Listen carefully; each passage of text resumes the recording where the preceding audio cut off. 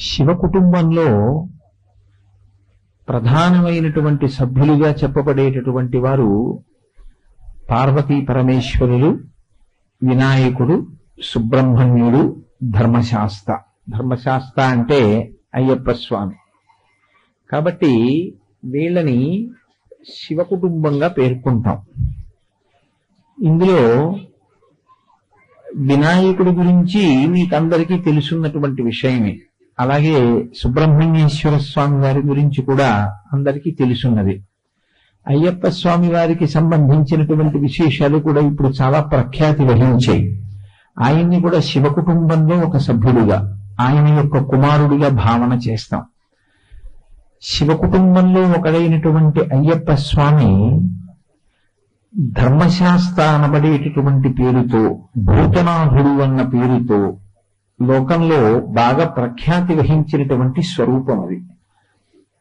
చిత్రం ఏంటంటే, మనం లౌకికంగా ఆలోచించినప్పుడు ఏమని భావన చేస్తామంటే, స్త్రీ పురుషులకి సంతానం కలుగుతుంది కాబట్టి అది పార్వతీ పరమేశ్వరులనండి, లక్ష్మీనారాయణులనండి, ప్రకృతి పురుష స్వరూపంగా, స్త్రీ పురుష స్వరూపంగా ఉన్నప్పుడే దేవతలకి కూడా సంతానం కలుగుతుంది అని మనం ఊహ చేస్తూ ఉంటాం. కానీ అయ్యప్ప స్వామి వారి దగ్గరికి వచ్చేటప్పటికి మాత్రం ఒక గమ్మత్తు. ఆయన హరిహరపుత్రుడు. హరి అంటే విష్ణువు, హర అంటే శివుడు. శివుడికి విష్ణువుకి జన్మించినటువంటి వారు. శివకేశవులిద్దరూ పుంస్వరూపముగా వర్ణింపబడతారు. అంటే పురుష స్వరూపం. పురుష స్వరూపమైనటువంటి శివకేశవులకి జన్మించినటువంటి వాడు. అందుకే అసలు ఆయన యొక్క వైశిష్ట్యం ఆయన అవతారంలోనే ఉంది. మిగిలిన వాళ్ళ లాంటి స్వరూపం కాదది. అది ఇద్దరు పురుషులకు జన్మించినటువంటి పురుషుడు. అలా ఉంటుంది ఆ లోకంలో. ఇద్దరు పురుషులకి ఒక పిల్లవాడు పుట్టడం అనేటటువంటిది సంభవం అయ్యేటటువంటి విషయమా అంటే, వెంటనే మనం ఏం చేస్తామంటే, ఇటువంటి ఆశ్చర్యకరమైన విషయం విన్నప్పుడు లోకంలో ఒక ముద్ర ఉంటుంది. ముద్ర అంటే అభినయం. చాలా ఆశ్చర్యకరమైన విషయం ఏదైనా మనం విన్నాం అనుకోండి, అన్ననా అలా ఉంటుందండి అంటాం, ఇలా ముక్కు మీద వేలేసుకుంటాం. మీరు ఆశ్చర్యపోతారని నేను చెప్తే, ఒకానొకప్పుడు దక్షిణ భారతదేశాన్ని సుసంపన్నంగా పరిపాలన చేసినటువంటి రాయల వారు విజయనగర సామ్రాజ్యాన్ని పరిపాలించినటువంటి రోజుల్లో ఒక శిల్పి కళలోకి అయ్యప్ప స్వామి వచ్చారు. ఆయన ఏమని అడిగారంటే, నాకు సాధారణంగా ఒక రూపాన్ని ఏర్పాటు చేసి ఉంచారు లోకంలో, యోగ పట్టము అని. అందులో కూర్చుని ఉంటారు ఆయన, యోగ బంధనం అని. ఆ ముద్ర చెదిరిపోకుండా ఉండడం కోసమని రెండు కాళ్ళు ఇలా పైకెత్తి పట్టి ఆ యోగాసనంలో కట్టుకున్నటువంటి దాంట్లో కూర్చుని ఉంటారు. నన్ను సాధారణంగా అలాగే లోకమంతటా ప్రతిష్ఠ చెయ్యబడి ఉంటాను. కానీ అలాగే ఉంటారు అయ్యప్ప స్వామిని మీరు అనుకోకండి. అంతకన్నా చాలా విభిన్నమైనటువంటి మూర్తులు ఉన్నాయి ఆయనకి. నేను నీకు కలలో కనపడినడానికి కారణం ఏమి అంటే, నేను కోరుకున్నట్టుగా నా యొక్క విగ్రహాన్ని తయారు చెయ్యి అని అడిగారు ఆయన. ఇది విజయనగరాన్ని కృష్ణదేవరాయలు వారు పరిపాలించినప్పుడు జరిగినటువంటి విశేషం. ఎలా చెక్కమంటారు నన్ను అని శిల్పి అయ్యప్ప స్వామిని ప్రశ్న వేశాడు కలలో. ఆయన ఓ చెయ్యి ఇలా మోకాలు మీద పెట్టుకుని కుడి చేతి వేలు ముక్కు మీద వేసుకుని కనబడ్డారు. ఇలా నన్ను తయారు చేయి. ఎందుకు అలాగని అడిగాడు. అంటే నా ముఖంలో ఉండేటటువంటి భావం ఎలా ఉండాలో తెలుసా అన్నన్నా అని, ఇలా ఏదో తప్పు జరిగిందన్నట్టు ఉండకూడదు. నేను ముక్కు మీద వేలేసి కూర్చుంటే ఎలా ఉండాలంటే, ఇప్పుడు దీనికి నేను ఏమని జవాబు చెప్పను అని నేను ఆలోచిస్తున్నట్టుగా ఉండాలి. నేను నా ముక్కు మీద వేలు తీసేసి ఇలా అభయహస్తం కింద మార్చాలి అంటే, ఒక మహాప్రాజ్ఞుడైనటువంటి వ్యక్తి, ఒక మహాభక్తుడైనటువంటి వ్యక్తి దేవాలయ ప్రాంగణంలోకి ఎప్పుడు ప్రవేశిస్తాడో, ఎప్పుడు ప్రవేశించి నా గురించి మాట్లాడతాడో అప్పుడు మాత్రమే నేను నా ముక్కు మీద వేలు తీస్తాను. అంటే ఆ రోజున ఒక మహాభక్తుడు గుడిలో ప్రవేశించాడు అని గుర్తు. అందుకని నన్ను అలా తయారు చేసి ఉంచు అన్నారు. అంటే ఆ శిల్పి అలాగే చెక్కే ప్రయత్నం చేశాడు, స్వామి కూడా అలాగే వెలిశారు. విజయనగర సామ్రాజ్యంలో దేవాలయంలో ఆ మూర్తి ఉంది. కృష్ణదేవరాయల వారి పరిపాలనా కాలం పూర్తయిపోయింది. రామరాయల వారు పరిపాలిస్తున్న కాలంలో ఆయన ఒకసారి దేవాలయంలోకి వెళ్ళి మూర్తిని చూశారు. చూసి ఆశ్చర్యపోయి, అదేమిటి నేను ఇలా ఎక్కడ చూడలేదు అయ్యప్ప స్వామిని, ఇలా ఉన్నారేమిటని అడిగారు. ఎందుకంటే మీరు కొంతమంది కొన్ని రకాలుగా ఉంటే గుర్తుపట్టలేరు. వినాయకుడు మనుష్య స్వరూపంతో నిలబడి ఉన్నాడు అనుకోండి, మీరు గుర్తుపట్టలేదు. చిదంబరంలో ఉన్నాడు అలాగా. అలా ఉన్నా మీరు ఆయన వినాయకుడు అనుకోరు, నరగణపతి అంటారు ఆయన. కానీ చాలా మంది ఆయన ఎవరో భక్తులు అనుకుని వెళ్ళిపోతుంటారు. ఆయనే గణపతి స్వరూపం. పార్వతీదేవి తయారు చేసిన మొట్టమొదటి నరస్వరూపం ఎలా ఉంటుందో ఆ రూపం చిదంబరంలో ఉంది. అలాగే ఈ ముక్కు మీద వేలేసుకున్నటువంటి అయ్యప్ప స్వామి వారి యొక్క మూర్తిని రామరాయల వారు చూసి ఆయన ముక్కు మీద వేలేసుకున్నారు. ఇదేంటి ఇలా ఎప్పుడు నేను చూడలేదే అయ్యప్పని, ఇలా ఉన్నారు ఏమిటని అడిగారు. ఏమో తెలియదండి, శిల్పికి కలలోకి వచ్చారు ఎప్పుడో ఒకప్పుడు, ఇలా చెక్కమన్నారు. ఒక మహాత్ముడు గుడిలోకి వస్తే నా ముక్కు మీద వేలు తీస్తానన్నారు. అప్పటి నుంచి ఎవరు రాలేదో ఏమో, మరి ఆయన ముక్కు మీద వేలు తీయలేదన్నారు. రామరాయల వారు కొంతకాలం అయిపోయిన తర్వాత అప్పై దీక్షితర్ అని చాలా మహాభక్తుడు. అప్పై దీక్షితర్ అంటే సామాన్యమైనటువంటి వ్యక్తి కారు ఆయన.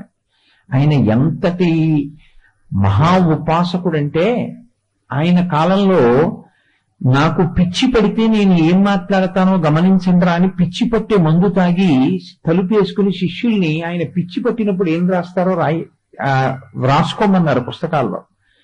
ఆ మందు ప్రభావం ఓ గంట సేపు ఉంటుంది. ఆ గంట సేపు పిచ్చెక్కినప్పుడు ఆయన చేసినటువంటి స్తోత్రం పరమశివుడి మీద అత్యద్భుతమైనటువంటి స్తోత్రం, ఉన్మత్త స్తోత్రము అంటారు దాన్ని.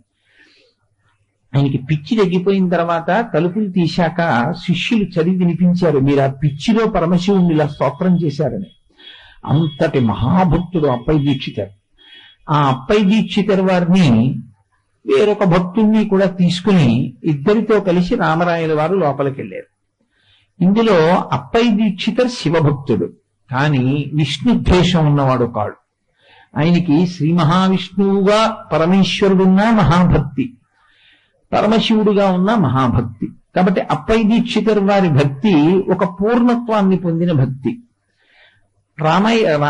రామరాయల వారితో వచ్చినటువంటి రెండో ఆయన, నేనది తప్పు అని అంటలేదు, కానీ ఆయనకి విష్ణు స్వరూపం అంటే చాలా ఇష్టం. ఆయన శివస్వరూపాన్ని మాత్రం అస్సలు సహించలేడు, అదొక్కటే దోషం. ఇద్దరూ కలిసి దేవాలయంలోకి వెళ్ళారు. వెళ్ళిన తర్వాత ఆ ముక్కు మీద వేలేసుకున్న అయ్యప్ప స్వామి వారి విగ్రహం చూపించారు రామరాయల వారు. చూపించి ఇలా ఎందుకుంది ఇది చెప్పండి అని అడిగారు. అడిగితే శివస్వరూపాన్ని అంగీకరించలేక కేవలం విష్ణు స్వరూపాన్ని మాత్రమే స్తోత్రం చేసేటటువంటి అలవాటు ఉన్న భక్తుడైనటువంటి వారు రామరాయలతో వచ్చినటువంటి ఆయన పేరు వాడడం నాకు ఇష్టం లేదు. అందుకని ఆయన అన్నారు రామరాయల వారితోటి, ఈయన ఇలా ముక్కు మీద ఎందుకు వేలేసుకుని ఆలోచిస్తున్నారో నాకు అర్థమైంది అన్నారు. ఏమర్థమైంది చెప్పండి అన్నారు. అయ్యప్ప స్వామి ఆలోచిస్తున్నారు మనసులో, విష్ణోస్సుతోహం విధినా సమోహం ధన్యాస్తతోహం సురసేవితోహం తథాపి భూతేశసుతోహం యథై భూతగణైః కృత్వాసి చింతయతీహ శాస్త్రాః అన్నారు. అంటే విష్ణుసుతోహం, హరిహరపుత్రుడు కదా, విష్ణువు యొక్క కుమారుడు. నేను విష్ణువు యొక్క కుమారుణ్ణి కాబట్టి నేను చాలా అదృష్టవంతుణ్ణి. విధినా సమోహం, విష్ణువు యొక్క కుమారుణ్ణి కాబట్టి చతుర్ముఖ బ్రహ్మగారితో సమానమైన వాణ్ణి. విష్ణువు యొక్క నాభికమలం నుంచి కదా బ్రహ్మగారు పుట్టారు. విష్ణువుకి కొడుకుని కాబట్టి నేను బ్రహ్మగారితో సమానమైన వాణ్ణి. ధన్యాస్తతోహం, కాబట్టి నేను చాలా ధన్యుణ్ణి.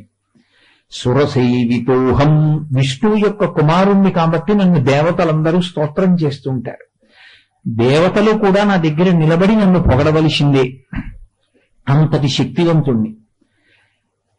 కానీ వచ్చిన ఇబ్బంది ఒక్కటే వచ్చింది. ఏమిటా ఇబ్బంది?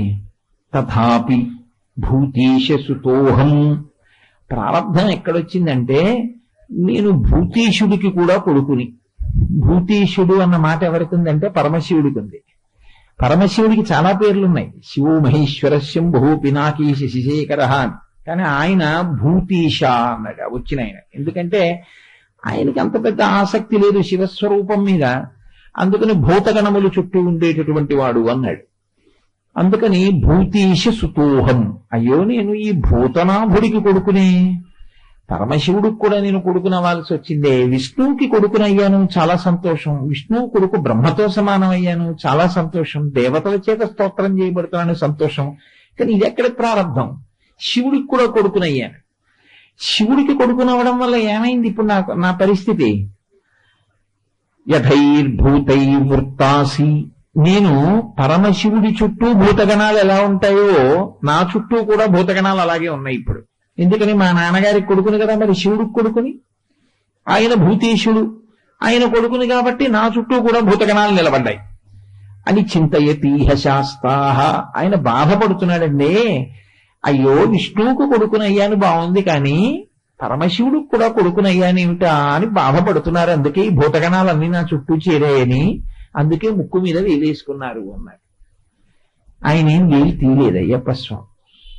అయ్యప్ప స్వామి వేలు తీశారు అంటే ముక్కు నుంచి వచ్చినటువంటి వాడు మహాభక్తుడు, వచ్చినటువంటి వాడు తన మనసులో ఉన్న భావాన్ని పట్టుకున్నవాడు అని గుర్తు. అప్పుడు కదా ముక్కు మీద వేలు తీస్తానన్నారు.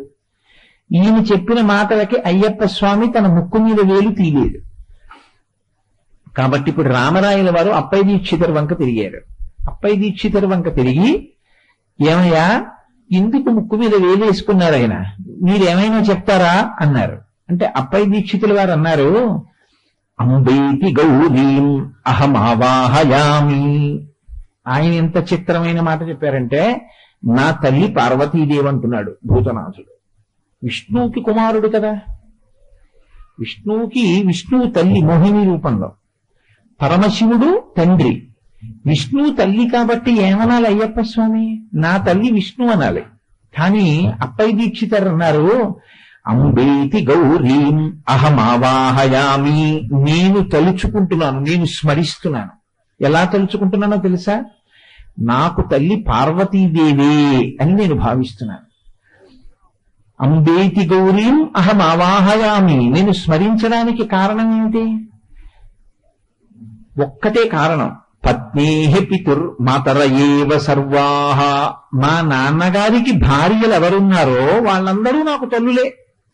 పూర్వం రాజులకి ఒకరికన్నా ఎక్కువ మంది భార్యలు ఉండేవారు. తండ్రికి ఎంతమంది భార్యలున్నా కొడుక్కి తండ్రి గారి భార్యలు అందరూ తల్లులే కదండి. అందుకని నాకు తండ్రి శివుడు అంతవరకు ఖాయం, పరమశివుడి యొక్క కొడుకుని. కాబట్టి ఇప్పుడు పరమశివుని యొక్క భార్య పార్వతీదేవి నాకేమవ్వాలి? నా తల్లి అవ్వాలి. అందుకని అంబేతి గౌరీం అహం ఆవాహయామి. నేను నా తల్లి పార్వతీదేవి అని భావన చేస్తున్నాను.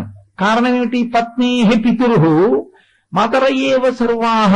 నా తండ్రి భార్యలందరూ నాకు తల్లులే. నా తండ్రికి భార్య అని చెప్పినప్పుడు గౌరీదేవిని చెప్తారు. గౌరీ శంకరులు అంటారు, పార్వతీ పరమేశ్వరులు అంటారు. కాబట్టి నేను పార్వతీదేవి నా తల్లి అంటున్నాను. పార్వతీదేవి నా తల్లి అన్నప్పుడు విష్ణువు నా తల్లి కాదు అని నేను చెప్పట్లేదు. ఎందుకు చెప్పట్లేదు? ఆ విష్ణువే పార్వతిగా ఉంటాడు కాబట్టి, నారాయణ నారాయణీగా ఉంటుంది కాబట్టి ఆయనే నాకు తల్లి. విష్ణువు తల్లి అండం వైష్ణవి తల్లి. వైష్ణవిగా విష్ణువు, నారాయణిగా పార్వతీదేవిగా నాకు తల్లి. కానీ ఇబ్బంది ఎక్కడొచ్చిందంటే, కథామ్ను లక్ష్మీం చింతయతీహ శాస్తాః.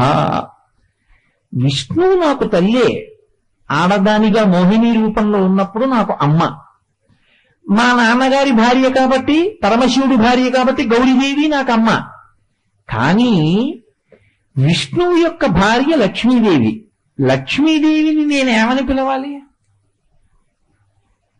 తండ్రికి భార్యలందరూ తల్లులు, తల్లికి భార్యలు ఉంటారా? ఉండరుగా. విష్ణువు తల్లి ఆయనకి. విష్ణువు తల్లి అయితే విష్ణువుకు మళ్ళీ భార్యలు ఎలా ఉంటారు? విష్ణువు తల్లి కాబట్టి తల్లికి భార్యలు ఉండరు. ఇంకా కథాంను లక్ష్మీను అని వేస్తే సంస్కృతంలో అనుమానం వచ్చింది అని గుర్తు. కథాంబు లక్ష్మీం చింతయతీహ శాస్త్రాః. శాస్త్రాః అంటే శాస్త్రము తెలిసి ధర్మమును నిలబెట్టేవాడు అని గుర్తు. కథాంబు లక్ష్మీం, నాకు లక్ష్మీదేవి ఏమవుతుంది, నేను ఏమని పిలవాలి లక్ష్మీదేవిని?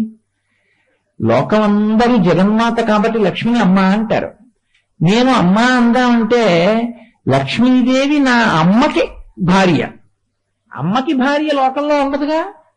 మా నాన్నగారికి ఒకరికన్నా ఎక్కువ మంది భార్యలు ఉండొచ్చేమో, మా అమ్మగారికి భార్యలు ఉండరుగా.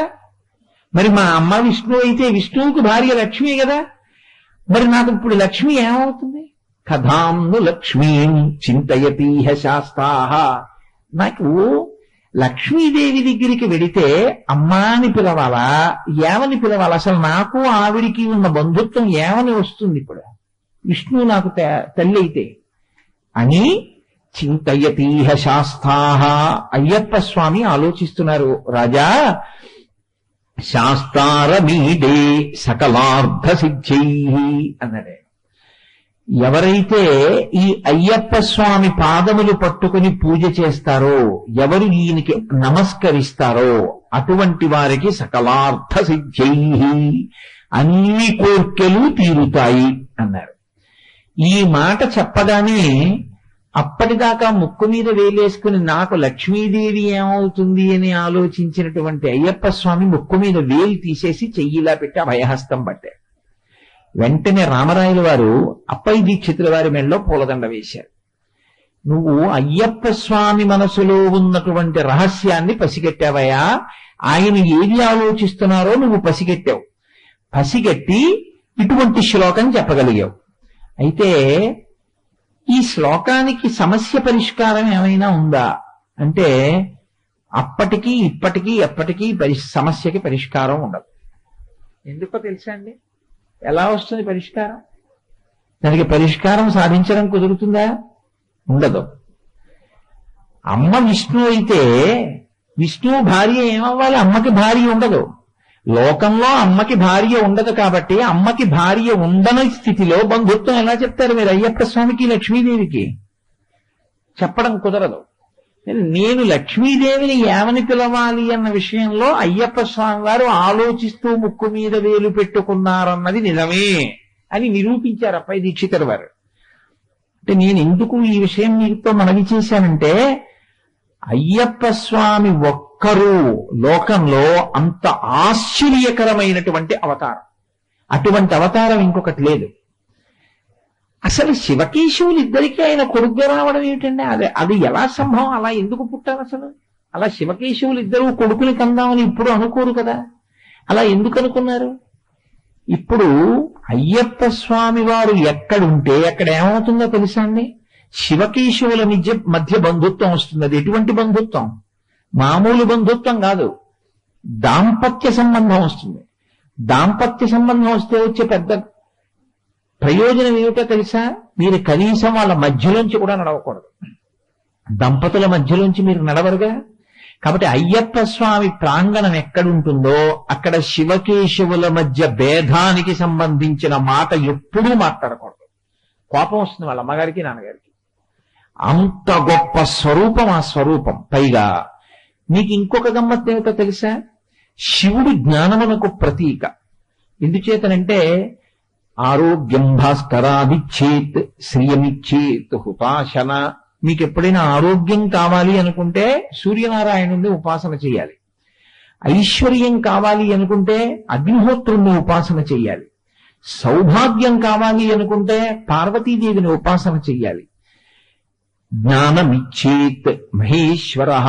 జ్ఞానం కావాలి అనుకున్నారు అనుకోండి. జ్ఞానము అంటే నా ఉద్దేశంలో ఏదో బిఏ చదువుకోవడం, బీకాం చదువుకోవడం అలాంటివి కో. అవి కుక్షింభర విద్యలు, అంటే పొట్ట నింపుకోవడానికి పనికొస్తాయి. అటువంటివి కావు. ఏది జ్ఞానము అంటే ఏది తెలుసుకున్న తరువాత ఇక మళ్ళీ మీరు పుట్టవలసిన అవసరం లేదు, అటువంటి జ్ఞానమును ఇవ్వగలిగినటువంటి వాడు పరమశివుడు. కాబట్టి ఇప్పుడు జ్ఞానం ఇచ్చేటటువంటి వాడు ఆయనకి తండ్రి, రక్షణ చేసేటటువంటి వారు శ్రీ మహావిష్ణువు. విష్ణు స్వరూపాన్ని తలుచుకుంటే చాలు, రక్షిస్తారు ఆయన. ఎంత ప్రమాదం నుంచైనా రక్షిస్తారు, చాలా గొప్పగా కాపాడుతారు. అందుకే స్థితికార లక్షణం అంతా ఎప్పుడూ శ్రీ మహావిష్ణువుది. అందుకే ఆయన అవతార స్వీకారం ఎందుకు చేస్తారంటే ధర్మాన్ని రక్షించేటటువంటి గుణం ఎప్పుడూ విష్ణుమూర్తి ఎందే ఉంటుంది. మళ్ళీ అవతార స్వీకారం ఎవరు చేస్తారంటే అమ్మవారు చేస్తుంది. అమ్మవారు అవతారాలు తీసుకుంటుంది. అందుకే శారదా నవరాత్రుల్లో అవతారాలు వేస్తాం. అవతారాలు అమ్మవారు తీసుకుంటుంది, అవతారాలు విష్ణువు తీసుకుంటారు. శివుడు అవతారాలు ఉండవు. ఎందుకుండవంటే ఆయన ఎప్పుడు జ్ఞానం ఇస్తాడు. అమ్మవారిగా విష్ణువు, విష్ణువుగా అమ్మవారు, వీళ్ళిద్దరూ ఏం చేస్తారంటే లోకాన్ని రక్షిస్తూ ఉంటారు ఎప్పుడు. అందుకే విష్ణువుది అమ్మవారిది అలంకార ప్రియత్వం, పరమశివుడిది అభిషేక ప్రియత్వం. ఇప్పుడు పరమశివుడు జ్ఞానం ఇస్తాడు, శ్రీ మహావిష్ణువు రక్షణ చేస్తారు. మీరు ఇద్దరినీ వేరువేరుగా కొలవక్కర్లేదు. అయ్యప్ప స్వామి పాదాల దగ్గరికి వెళ్ళి నిలబడి నమస్కారం చేశారనుకోండి, తల్లిదండ్రులు ఇద్దరూ సంతోషిస్తారు. మా అబ్బాయి దగ్గరికి వచ్చాడరా వీడని చెప్పి పరమ సంతోషాన్ని పొందేది ఎవరంటే శివకేశవులు ఇద్దరూ సంతోషాన్ని పొందుతారు. విష్ణువు తల్లిగా ఉన్నారు, శివుడు తండ్రిగా ఉన్నారు ఆయనకి. ఇప్పుడు మీకు శివకేశవుల అనుగ్రహం పరిపూర్ణంగా కలగాలి, ఇహమునందు రక్షణ ఉండాలి, జ్ఞానము కలగాలి. రెండూ కలగాలంటే అయ్యప్ప స్వామిని సేవించాలి. అందుకే రెండిటిని ఇవ్వగలిగినటువంటి పెద్దరికం ఉన్నవాడు కాబట్టి ఆయనకి ఆర్యన్ అని పేరు. ఇవ్వాలంటే మనందరం అయ్యప్ప స్వామి అయ్యప్ప స్వామి అని పిలుస్తున్నాం గాని అసలు వైదిక మర్యాదలో ఆయన పేరు ఆర్యన్. మీరు ఎప్పుడైనా స్కాంద పురాణాన్ని చూస్తే అందులో ఎక్కడ అయ్యప్ప స్వామి దేవాలయం అని ఉండదు. శబరిమలలో ఆర్యం దేవాలయము అని ఉంటుంది. ఆర్యా మహాదేవి యున్నను రక్షింప నిలుంగునో ఎరుగదో నా భాగ్యం ఇట్లున్నదో అంటుంది పోతన గారి భాగవతంలో రుక్మిణీదేవి. ఆర్యా మహాదేవి అంటే అత్యంత గౌరవింపబడవలసినటువంటి స్వరూపాన్ని ఆర్య అని పిలుస్తారు. పూర్వం ఎవరైనా పెద్దలకు ఏదైనా ఉత్తరం రాశారనుకోండి, ఆర్య అని సంబోధించి నమస్కారములు అనేవారు. ఆర్య అని పిలుస్తారు. ఆర్య అంటే పూజింపదగినవాడా అని, ఆర్యా మహాదేవి అంటే పూజింపదగిన దానా అని. ఆర్య పురుషుడికి, ఆర్యా మహాదేవి స్త్రీకి. పూజనీయమైన ఇద్దరిని ఆర్యా శబ్దంతో సంబోధిస్తారు. అయ్యప్ప స్వామి వారికి ఉన్న పేరు ఆర్యన్. స్వామి ఆయన పేరులో ఉన్నది కాదు. మీరు బాగా జ్ఞాపకం పెట్టుకోవాలి. నేను ఏది చెప్తున్నానో అది పరమ సత్యమని మీరు గుర్తించెదరుగాక. స్వామి ఆయన పేరు కాదు. మీరు లోకంలో కేవలం స్వామి అన్నారనుకోండి, అది ఎవరికి చెందుతుందో తెలుసా అండి? లోకంలో ఏ దేవతా స్వరూపానికి అది చెందదు, ఒక్క సుబ్రహ్మణ్యేశ్వరుడికే చెందుతుంది. నేను అబద్ధం చెప్పానని మీరు అనుకుంటే మీరు అమరకోశం తీసి చూడండి. అమరకోశంలో స్వామి, గుహ, పార్వతీపుత్ర, స్కంద అని ఆయన నామాల్లో స్వామి అన్న నామం ఉంటుంది. స్వామి అన్న నామం నామంగా ఉన్నది ఎవరికి అంటే ఒక్క సుబ్రహ్మణ్యుడికి. అందుకే స్వామి అన్నది అయ్యప్పకి చెందేది కాదు నిజానికి. కానీ పూజనీయత్వాన్ని చూపించడానికి మనం ఏం చేస్తామంటే ఎక్కడెక్కడ చాలా గౌరవింపదగిన స్థానాలు ఉన్నాయో వాటికి స్వామి కలుపుతాం చివరికి తీసుకెళ్లి. వెంకటేశ్వర స్వామి, సుబ్రహ్మణ్య స్వామి అని మీరు అనక్కర్లేదు. స్వామి అంటే సుబ్రహ్మణ్యుడే. స్వామి అన్నారనుకోండి వెంకటేశ్వరుడికి చెందదు, అది సుబ్రహ్మణ్యుడికి చెందుతుంది. వెంకటేశ్వర స్వామి అన్నారనుకోండి వెంకటేశ్వరుడు పూజనీయుడు. కానీ స్వామి అన్న శబ్దం ఒక్కటి మాత్రం తనంత తానుగా వెళ్ళేది ఒక్క సుబ్రహ్మణ్యుడికి. స్వామి అన్న పేరు చేత పూజనీయత చెప్పబడిన సుబ్రహ్మణ్యుడు ఎంత గొప్పవాడో, ఆర్యం అన్న పేరుతో పిలవబడినటువంటి అయ్యప్ప కూడా అంత గొప్పవారు. ఆయన యథార్థమైనటువంటి పేరు అయ్యప్ప కాదు. అది నేను స్పష్టంగా చెప్పాలి అంటే లౌకిక మర్యాదలో, అంటే ఒక పిలుపు తేలికగా ఉండేటటువంటి సంబోధన ప్రక్రియలో అయ్యప్ప అని వచ్చింది. కానీ అది చూడండి ఆమ్రీడితము అంటారు. ఆమ్రీడితము అంటే ఒకదాన్నే మళ్ళీ మళ్ళీ అంటుంటాం. రామ రామ అంటారు. ఆదిత్య హృదయంలో వాల్మీకి మహర్షి రామ రామ మహాబాహో అంటారు. రామ రామ ఎందుకు 2 మాటలు పిలవడం అంటే ప్రేమ. అమ్మా అమ్మా అంట, అమ్మా అమ్మా 2 మాటలు ఎందుకు? అమ్మా అంటే సరిపోదా? ఆర్తితో పిలుస్తున్నారు అనుకోండి, అమ్మా అమ్మా అంటాం. నాన్నగారండి నాన్నగారండి అంటాడు. నాన్నగారండి నాన్నగారండి ఎందుకు? నాన్నగారండి అంటే పలకడా ఆయన? 2 మాటలు పిలవాలా? మీరు మామూలుగా పిలిస్తే నాన్నగారండి అంటారు. ఏదో ఆర్తితో పిలుస్తున్నారు అనుకోండి, నాన్నగారండి నాన్నగారండి అంటారు. ఆర్తితో పిలుస్తున్నామని చెప్పడానికి అయ్యప్ప అంటారు. అయ్య అంటే నాన్నగారు, అప్ప అంటే నాన్నగారు. కన్నడ దేశంలో అప్ప శబ్దాన్ని ఎక్కడ కలుపుతారంటే తండ్రితనానికి కలుపుతుంటారు. అందుకే తిమ్మరుసుకి అప్పాజీ అని పేరు. అప్పాజీ అంటే జీ అంటే గారు అని. అప్ప తండ్రి. రాయలవారు తిమ్మరుసుని మంత్రి అని పిలవడం ఇష్టం లేక తండ్రి వంటి వాడు కనుక అప్పాజీ అంటే నాన్నగారండి అని పిలిచాడు. అంత గౌరవనీయంగా సంబోధించాడు. అయ్యా అంటే తండ్రి అని. అయ్య అమ్మ అని కదా అంటాం. వాగర్ధావివ సంపృక్తౌ వాగర్ధ ప్రతిపత్తయే జగత పితరం వందే పార్వతీ పరమేశ్వరం. అయ్య తండ్రి, అప్ప తండ్రి, అయ్యప్ప తండ్రి తండ్రి, నాన్నగారండి నాన్నగారండి అని ఆర్తితో పిలవడం అయ్యప్ప అని పిలవడం. అసలు ఆయన పేరు ఆర్యన్, అత్యంత గౌరవనీయుడు. అందుకే స్కాందంలో మీకు ఆర్యం దేవాలయము అని ఉంటుంది. నేను ఈ మధ్యకాలంలో పుస్తకానికి ముందు మాట రాసినప్పుడు కూడా నేను ఇదే రాశా. దాని అసలు పేరు ఆర్యన్, ఆర్యం దేవాలయము అనే పురాణాంతర్గతంగా దానికి పేరుంది. ఆయనకి భూతనాథుడు అని ఒక పేరు.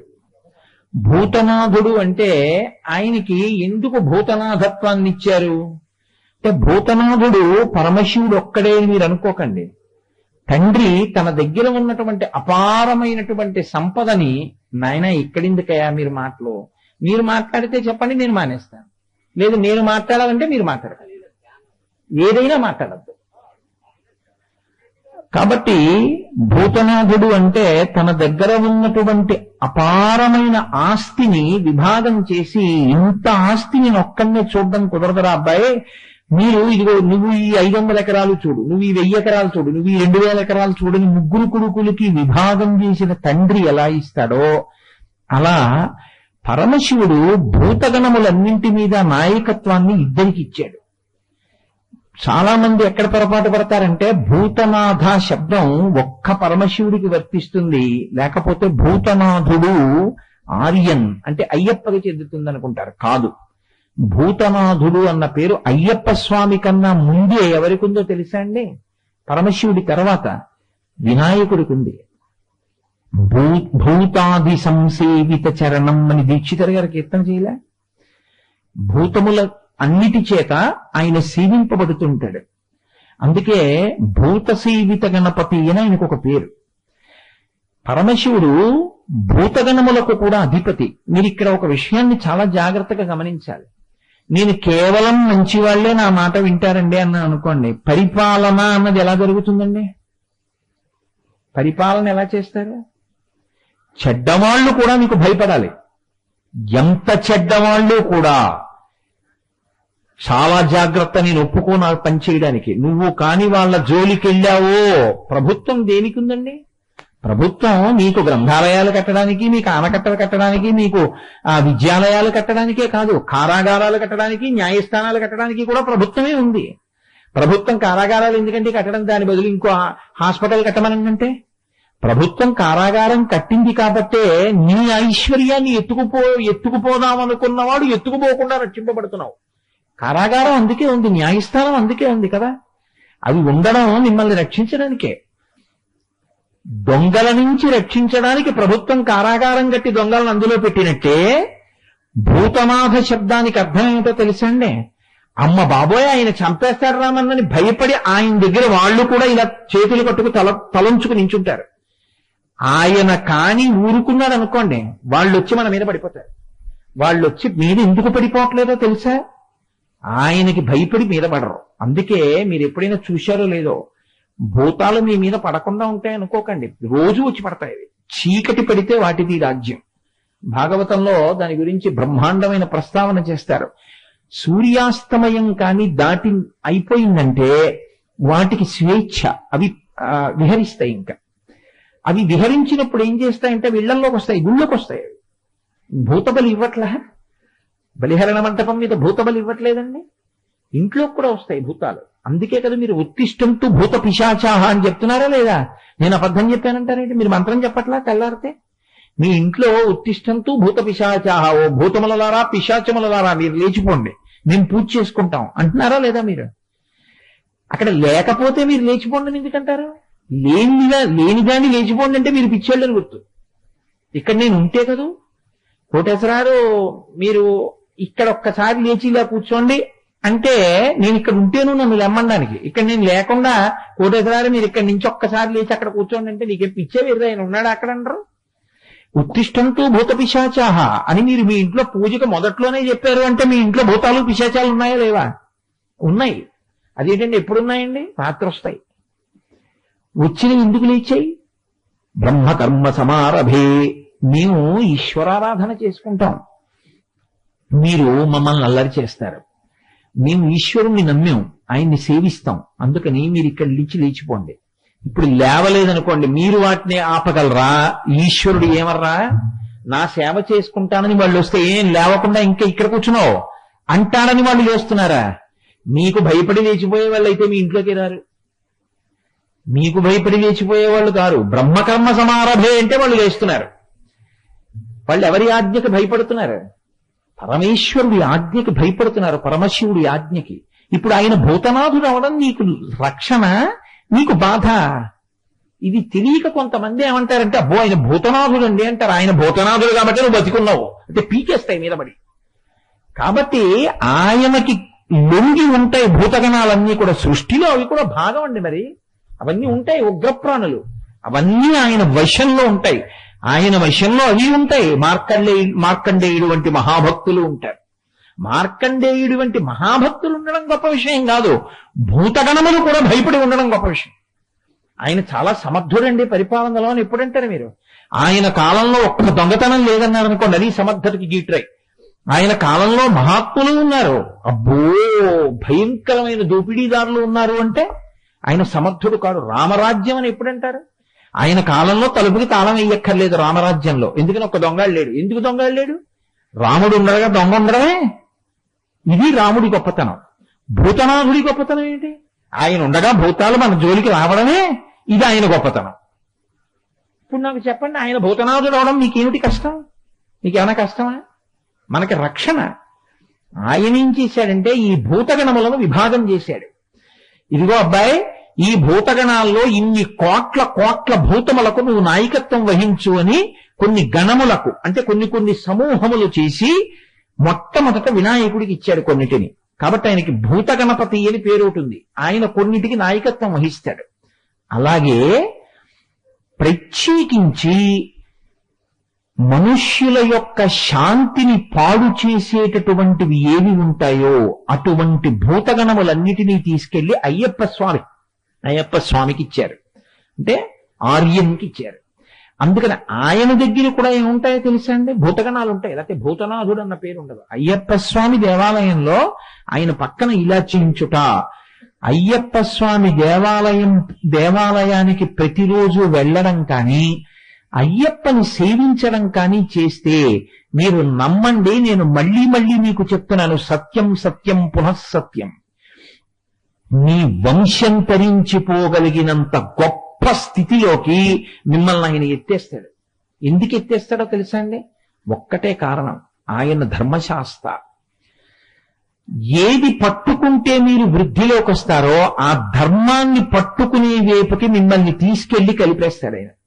అందుకే ఆయన ఎక్కడ ఉంటారో, ఎవరు ఆయన దేవాలయానికి వెడతారో వాళ్ళు ధార్మికులై బ్రతకడం వాళ్ళకి అలవాటు అవుతుంది, పరమ ధర్మంతో జీవిస్తారు.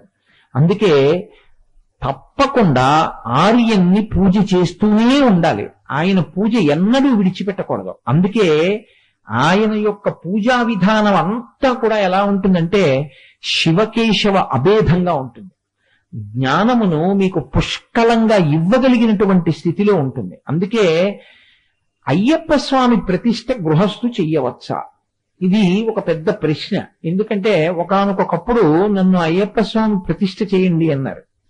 అంటే అయ్యప్ప స్వామి ప్రతిష్ఠ ఎవరు పడితే వాళ్ళు చెయ్యొచ్చా? ఎందుకంటే కొన్ని కొన్ని స్వరూపాల్ని గృహస్థు ప్రతిష్ఠ చేయడం మంచిది కాదు.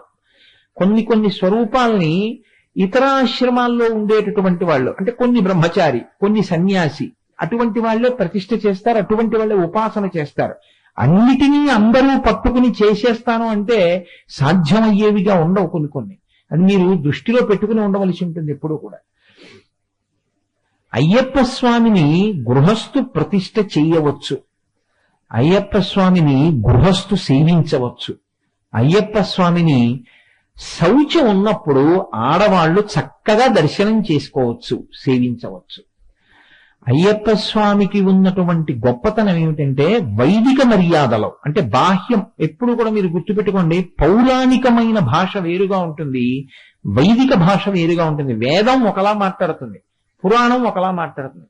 పురాణంలో ఇంద్రశబ్దం చెప్పాను అనుకోండి, పురాణంలో ఇంద్రశబ్దం చెప్తే దేవతలకు అధిపతిని, వేదంలో ఇంద్రశబ్దం చెప్పాను అనుకోండి ఆయన దేవతా సార్వభౌముడు అని, అంటే ఆయన పరబ్రహ్మము అని. అందుకే మీరు రుద్రానువాకం చెప్పినప్పుడు రుద్రాధ్యాయంతో అభిషేకం చేస్తే పరమశివుడికి ఇంద్రశబ్దంతో చమకంలో ఏకంగా ఒక సూక్తం, ఒక ప్రత్యేకమైనటువంటి మంత్రభాగం నడుస్తుంది.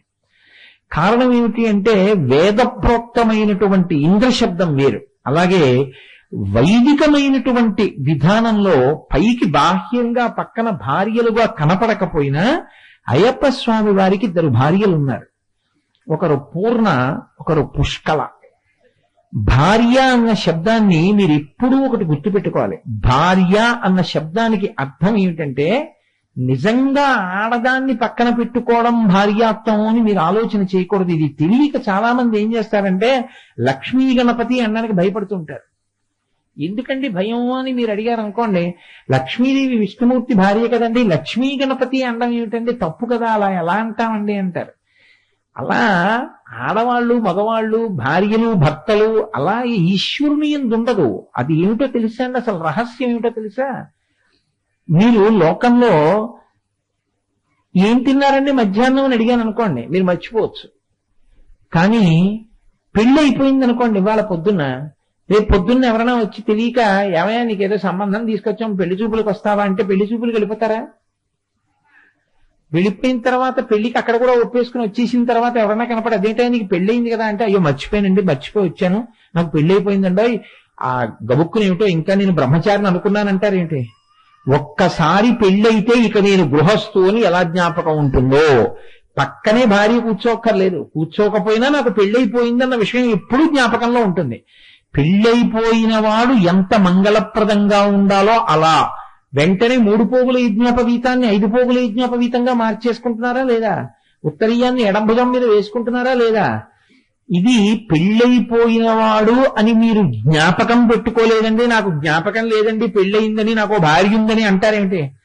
అలా అనడం ఎలా కుదరదో, మిమ్మల్ని ఆశ్రయించి ఉన్నటువంటి విభూతి, మీ శక్తి మీతో కలిసి ఉండడానికి భార్యారూపంగా సంకేతిస్తారు. అది శక్తి. అందుకే ఏ శక్తి స్వరూపాన్ని ఆరాధన చేయండి శ్రీ సూక్తమే చెప్తారు. హిరణ్యవర్ణాం హరిణీం సువర్ణధితస్రజాం అని పూజ చేస్తే ఒక్క లక్ష్మీదేవి కనుకోకండి, బాలాత్రిపుర సుందరిని పూజ చేసినా శ్రీ సూక్తమే. ఎవరికి చెప్పినా శ్రీకారం ఎక్కడుందో అక్కడ శక్తి పూజ అని గుర్తు. కాబట్టి ఇప్పుడు పూర్ణ పుష్కళ అంటే ఆవిడ భార్యలు 2 ఆడాళ్ళు పక్కన కూర్చున్నారని మీరు అనుకోకూడదు. ఆయన యొక్క శక్తులు 2 ఉన్నాయి ఆయన దగ్గర.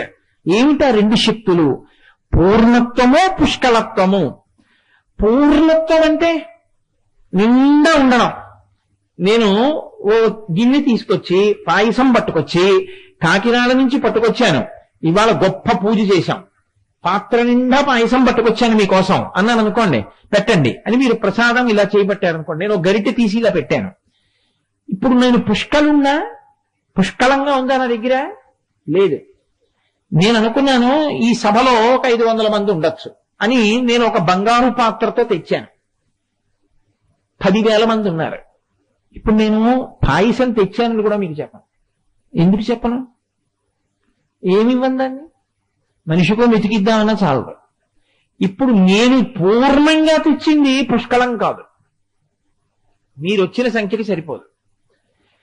నేను పూర్ణంగా తెచ్చాననుకున్నది ఓ గంట తర్వాత పంచిమెట్టడం మొదలుపెట్టిన తర్వాత శూన్యం, ఖాళీ. నేను తీసి మీకు పెడుతున్నాను అనుకోండి, 7ంటికి ప్రసాద వితరణ మొదలు పెడితే 7:30కి పాయస పాత్ర ఏమిటి? ఖాళీ. ఇది మీ దగ్గర ఉన్నదైతే ఆయన దగ్గర ఉన్నది ఏమిటో తెలుసా? పూర్ణం పుష్కలం.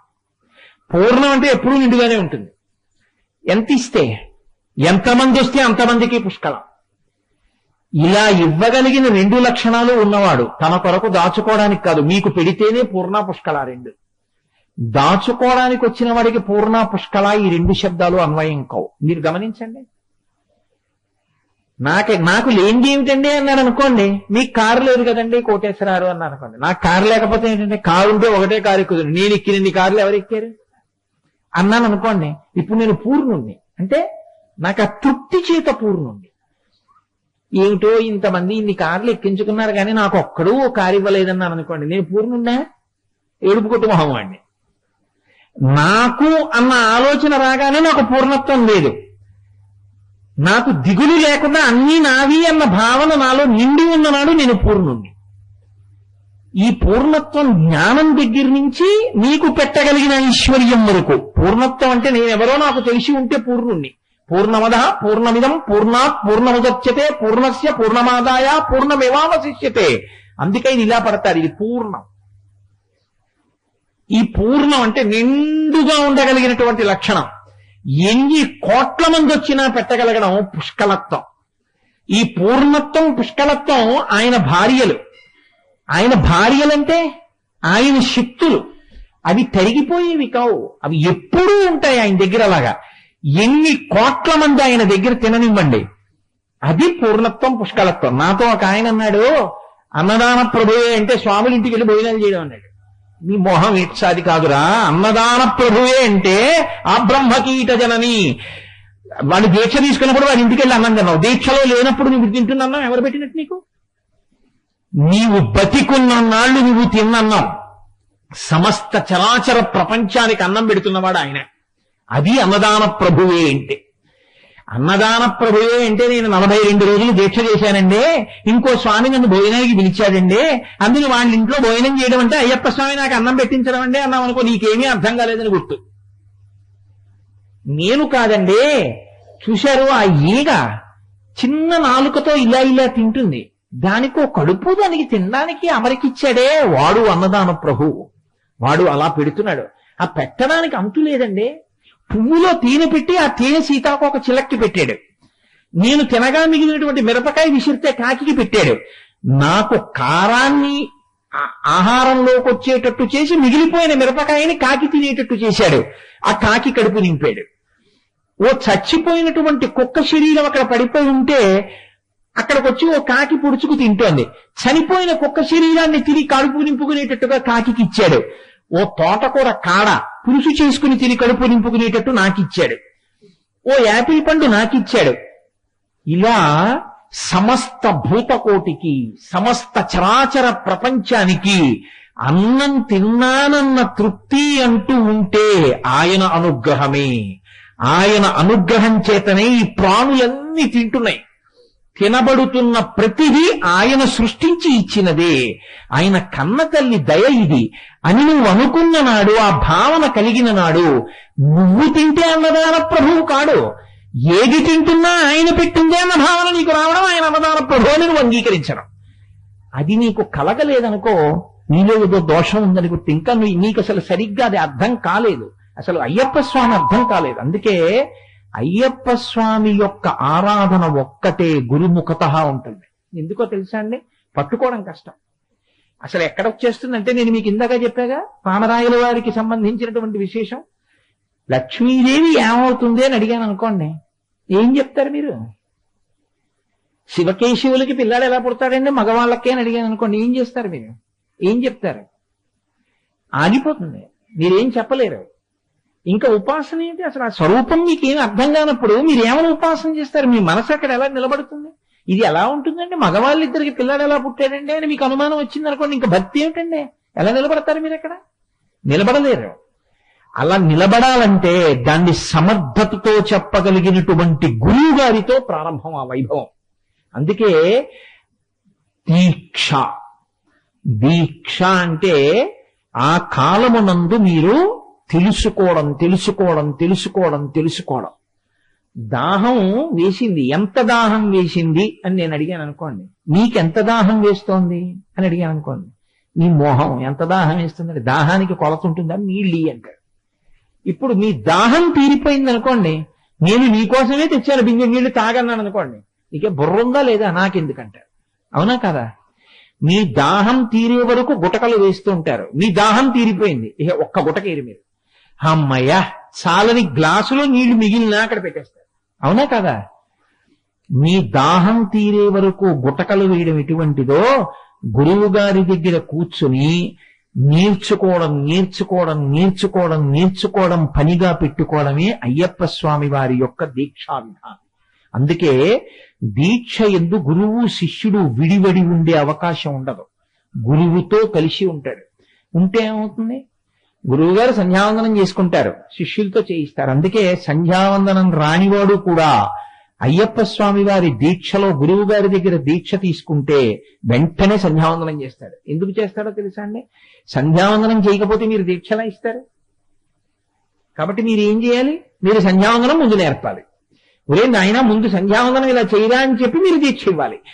అసలు మీకు ఇప్పుడు మొట్టమొదటి నుంచి వచ్చిందా లేదా సంధ్యావందనం చేసే అధికారం లేదు ఒక ఆయనకి. సంధ్యావందనం కాకపోతే ఏం చెయ్యాలో నేర్పుతారు. ఇప్పుడు గురువు గారు ఏమంటారంటే, ఒరే నాన్న స్నానం చెయ్యాలి మనం ఒక రోజున కార్తీక మాసం రండి. ఎప్పుడు చెయ్యాలి గురువు గారు చెప్తారు, ప్రాతకాలంలో ఏ సమయంలో వెళ్ళాలో చెప్తారు. స్నానం చేయడం అంటే వెళ్ళి ములగడం కాదు. ఒక నదీ స్నానం చెయ్యడము అంటే స్నానం చేసేటప్పుడు నది ఒడ్డున ఉన్న మృత్తికని తీసి ఒక మంత్రంతో నదిలోకి విసరాలి. లేకపోతే మీరు చేసినటువంటి స్నాన ఫలితాన్ని బ్రహ్మగారి చేత సృష్టింపబడిన ఒక కుర్చీ తినేస్తుంది వెంటనే. నదీ స్నాన ఫలితం మీకు ఉండదు, ఎందుకంటే దానికి ఆకలి. అది అడిగింది బ్రహ్మగారిని. అయితే ఆయన అన్నాడు, నది ఒడ్డున ఉన్న మట్టి సమంత్రకంగా విసరకుండా స్నానం చేసిన వాడి నదీ స్నాన పుణ్యాన్ని నువ్వు తినేయన్నాడు. అది నదుల ఒడ్డున తిరుగుతుంటుంది అందుకే. కాబట్టి ఇప్పుడు నదీ స్నానం చేశానని ఈయన అనుకుంటాడు, ఈయన పుణ్యం ఎవరు తినేస్తారు, కుర్చీ తినేస్తుంది. కాబట్టి ఇప్పుడు గురువు గారు ఏం చేస్తారు, ఇప్పుడు ఈ మంత్రం చెప్పండి అని నది ఒడ్డుని నిలబడతారు. ఆయన చెప్తారు, శిష్యులు చెప్తారు. ఆయన విసురుతారు, శిష్యులు విసురుతారు. గురువు గారు స్నానం చేస్తుంటారు, శిష్యులు స్నానం చేస్తుంటారు. స్నానం చేయడం అంటే మీరు ఒకటి గుర్తుపెట్టుకోండి, ఎలా పడితే అలా స్నానం చేయకూడదు. ఒక నెలలో ఎప్పుడూ అసలు నదిలోకి మునిగి స్నానం చేయకూడదు. శ్రావణ మాసంలో ఎప్పుడూ నదీ స్నానం చేయకూడదు. నదీ స్నానం పరిహరింపబడింది. ఎట్టి పరిస్థితుల్లో శ్రావణ మాసంలో నదీ స్నానం చేసిన వాడి ఖాతాలో మహాపాపం వేస్తారు, విడిచిపెట్టేయాలి. ఇతర నెలల్లో స్నానం చేయొచ్చు. స్నానం చేసేటప్పుడు పురుషుడైతే ఓలా చేయాలి, స్త్రీ అయితే ఓలా చేయాలి. ఇది ఎవరు చెప్పాలి, గురువు గారు చెప్పాలి. కాబట్టి ఇప్పుడు గురువు గారు ప్రవాహానికి ఇలా నిలబడి స్నానం చెయ్యి అని చెప్తారు. ఆయన చేస్తారు, వీడు చేస్తారు. దీక్షలో ఉన్నాం కాబట్టి ఒళ్ళు ఇలా తుడుచుకోవాలి, వస్త్రం ఇలా కట్టుకోవాలి, గురువు గారు చెప్తారు, మీరు కట్టుకుంటారు. దీక్షలో ఉన్నటువంటి వాడు అంచులేని బట్ట కట్టకూడదు, అంచున్న బట్ట కట్టాలి. ఈశ్వర ఆలయంలోకి వెళ్ళేటప్పుడు లుంగీలా కట్టుకుని వెళ్ళకూడదు, గోచి పేసి కుర్చీళ్లు పోసి కట్టాలి, కట్టుకుని తీరాలి. అథవా రాకపోతేనే లుంగీ కట్టంతే. లుంగీ కట్టన్నది వైదికం కాదు. కాబట్టి నీకు రాదు, గురువుగారు నేర్పాలంటే ఇచ్చినందుకు దీక్ష. మరి దీక్ష ఎందుకు ఇచ్చేవాళ్ళంటప్పుడు? కాబట్టి ఇప్పుడు ఒరే నాయనా పంచెని ఇలా కట్టాలరా, పంచకట్టు అంటారు. పంచకట్టు అంటే 5 చోట్ల నలగాలి పంచె. పంచె విప్పి విడిచిపెట్టారనుకోండి, 5 చోట్ల ఎక్కడ నలిగిందో మీరు చూస్తే 5 చోట్లే నలుగుతుంది. అంచుది ఇటు తిప్పకూడదు, అటు తిప్పకూడదు, అలాగే కట్టాలి. పంచ కట్టంటే 5 చోట్ల కనది నొక్కితే 5 ఇంద్రియముల మీద శక్తి వస్తుంది. కాబట్టి పంచకట్టు ఏం అనవసరంగా పెట్టారనుకుంటున్నారా? ఉపనయనంలో ఎందుకు కడతారు మేఖల, ఎందుకు ఇస్తారు దండం, మోదుక కొమ్మ? ప్రతి దానికి అన్వయం ఉంటుంది. నువ్వుల నుండి దీపం ఎందుకు పెట్టిస్తారు కార్తీక మాసంలో? దానికి ఒక పెద్ద ప్రయోజనం ఉంటుంది. సైన్స్ హ్యాజ్ అగ్రీడ్ ఇట్, ఒప్పుకుంది, నిజమే వాళ్ళు చెప్తున్నది యథార్థం, ఋషులు చెప్పింది అని. కాబట్టి ఇప్పుడు గురువు గారు నేర్పుతారు. మీరు 41 రోజులు దీక్ష పూర్తి చేశారు. ఇప్పుడు మీకు ఏమైందంటే తండ్రి పిల్లాడికి నేర్పినట్టు గురువు గారితో కలిసి తిరగడం వల్ల పంచ కట్టుకోవడం దగ్గర నుంచి మీరు ఇరుముడి కట్టుకుని వెళ్ళడం వరకు గురువు గారిదే ఆరాధన. మీరు వెళ్ళడానికి వీల్లేదు శబరిమలై. మీ దీక్ష పూర్తవ్వాలంటే గురువు గారు అనుమతించాలి. అనుమతించేటప్పుడు ఆయన ఇరుముడి కడతాడు. ఇరుముడి అంటే ఇరు అంటే రెండు, ముడి అంటే రెండిటిని ముడేయడం. ఏ రెండిటిని ముడేస్తాడు? ఈ శరీరాన్ని లౌకికంగా పోషించుకోవడం, లౌకికంగా దీన్ని పోషిస్తూ ఈశ్వరుణ్ణి చేరుకోవడానికి దీన్ని వాడుకోవడం, ఈ రెండు నేర్పడం, ముడేయడం, అది ఇరుముడి. అది ఎవరెయ్యాలి? ఒక్క గురువుగారే వెయ్యాలి, ఇతరులకి రాదు అది. మిగిలిన వాళ్ళు ఏం చేస్తారు? అందుకే అమ్మ చెయ్యలేంది, నాన్న చెయ్యలేంది గురువు చేస్తాడు. అందుకే తల్లిదండ్రుల కన్నా గురువే గొప్పవాడు. తల్లి అన్నం పెడుతుంది, శరీరాన్ని పోషిస్తుంది, మళ్ళీ పుడుతుంది శరీరం. తండ్రి శరీరం ఇచ్చాడు, ఐశ్వర్యం ఇచ్చాడు, మళ్ళీ పుడుతుంది శరీరం. మళ్ళీ పుట్టవలసిన అవసరం లేని జ్ఞానం ఎవరిస్తారు? గురువు గారు ఇస్తారు. ఇది ఇవ్వడం ఇరుముడి, రెండిటిని ముడేస్తాడు. ఒక పక్కనంతా యాత్రకెళ్లేంత వరకు ఈ శరీరం పోషింపబడడానికి కావలసిన పదార్థం ఇస్తాడు. అందులో ఏదో చింతపండు, మిరపకాయలు, పప్పు, ఉప్పు, బియ్యం వేస్తారు. రుచికి తినద్దని చెప్తారు. వండుకో, ఇంత పులుసు, ఇంత అన్నం, ఓ నది ఒడ్డున కూర్చో, నివేదన చెయ్యి, ఆ పదార్థాన్ని కలుపుకుని మౌనంగా తిను. మళ్ళీ ఆ ఇరుముడి తల మీద పెట్టుకుని మళ్ళీ స్వామియే అయ్యప్పో అంటూ చంద్రశేఖర పరమాచార్య మేనా విడుతుంటే అమ్మ కామాక్షి, అమ్మ కామాక్షి అంటూనే అడుగులేసేవారు. అలా స్వామియే అయ్యప్పో, అయ్యప్పో స్వామియే, ఎటు తిప్పండి ఆయన యొక్క కింకరుణ్ణి అంటూ పెడతారు. అప్పుడు ఏమవుతుంది? దీనికి చేరుతారు ఆఖరి. ఇదే బాల్యాదిష్యపి దగ్రదాదిషు తథా సర్వాస్వస్థాస్యపి వ్యావృత్తా స్వనువర్తమానమిహిమిత్యంత స్ఫురంతం సదా స్వాత్మానం ప్రకటీకరోతి భజతాం యో ముద్రయా భద్రయా తస్మై శ్రీ గురుమూర్తయే నమగిదం శ్రీ దక్షిణామూర్తయే. అందుకే దేవతల తల మీద కాలు పెట్టగలిగిన శక్తి వచ్చిందన్నారు. గురు సంపర్కం వచ్చింది కాబట్టి ఆయన పూర్ణా పుష్కళ సమేతుడు కనుక 18 మెట్లకి పైన ఆయన కూర్చున్నాడు. 18గా పడుకున్న వాళ్ళు ఎవరో తెలుసా అండి? సిద్ధులు. 18గా పడుకున్నవి గొప్ప గొప్ప దేవతా స్వరూపాలు.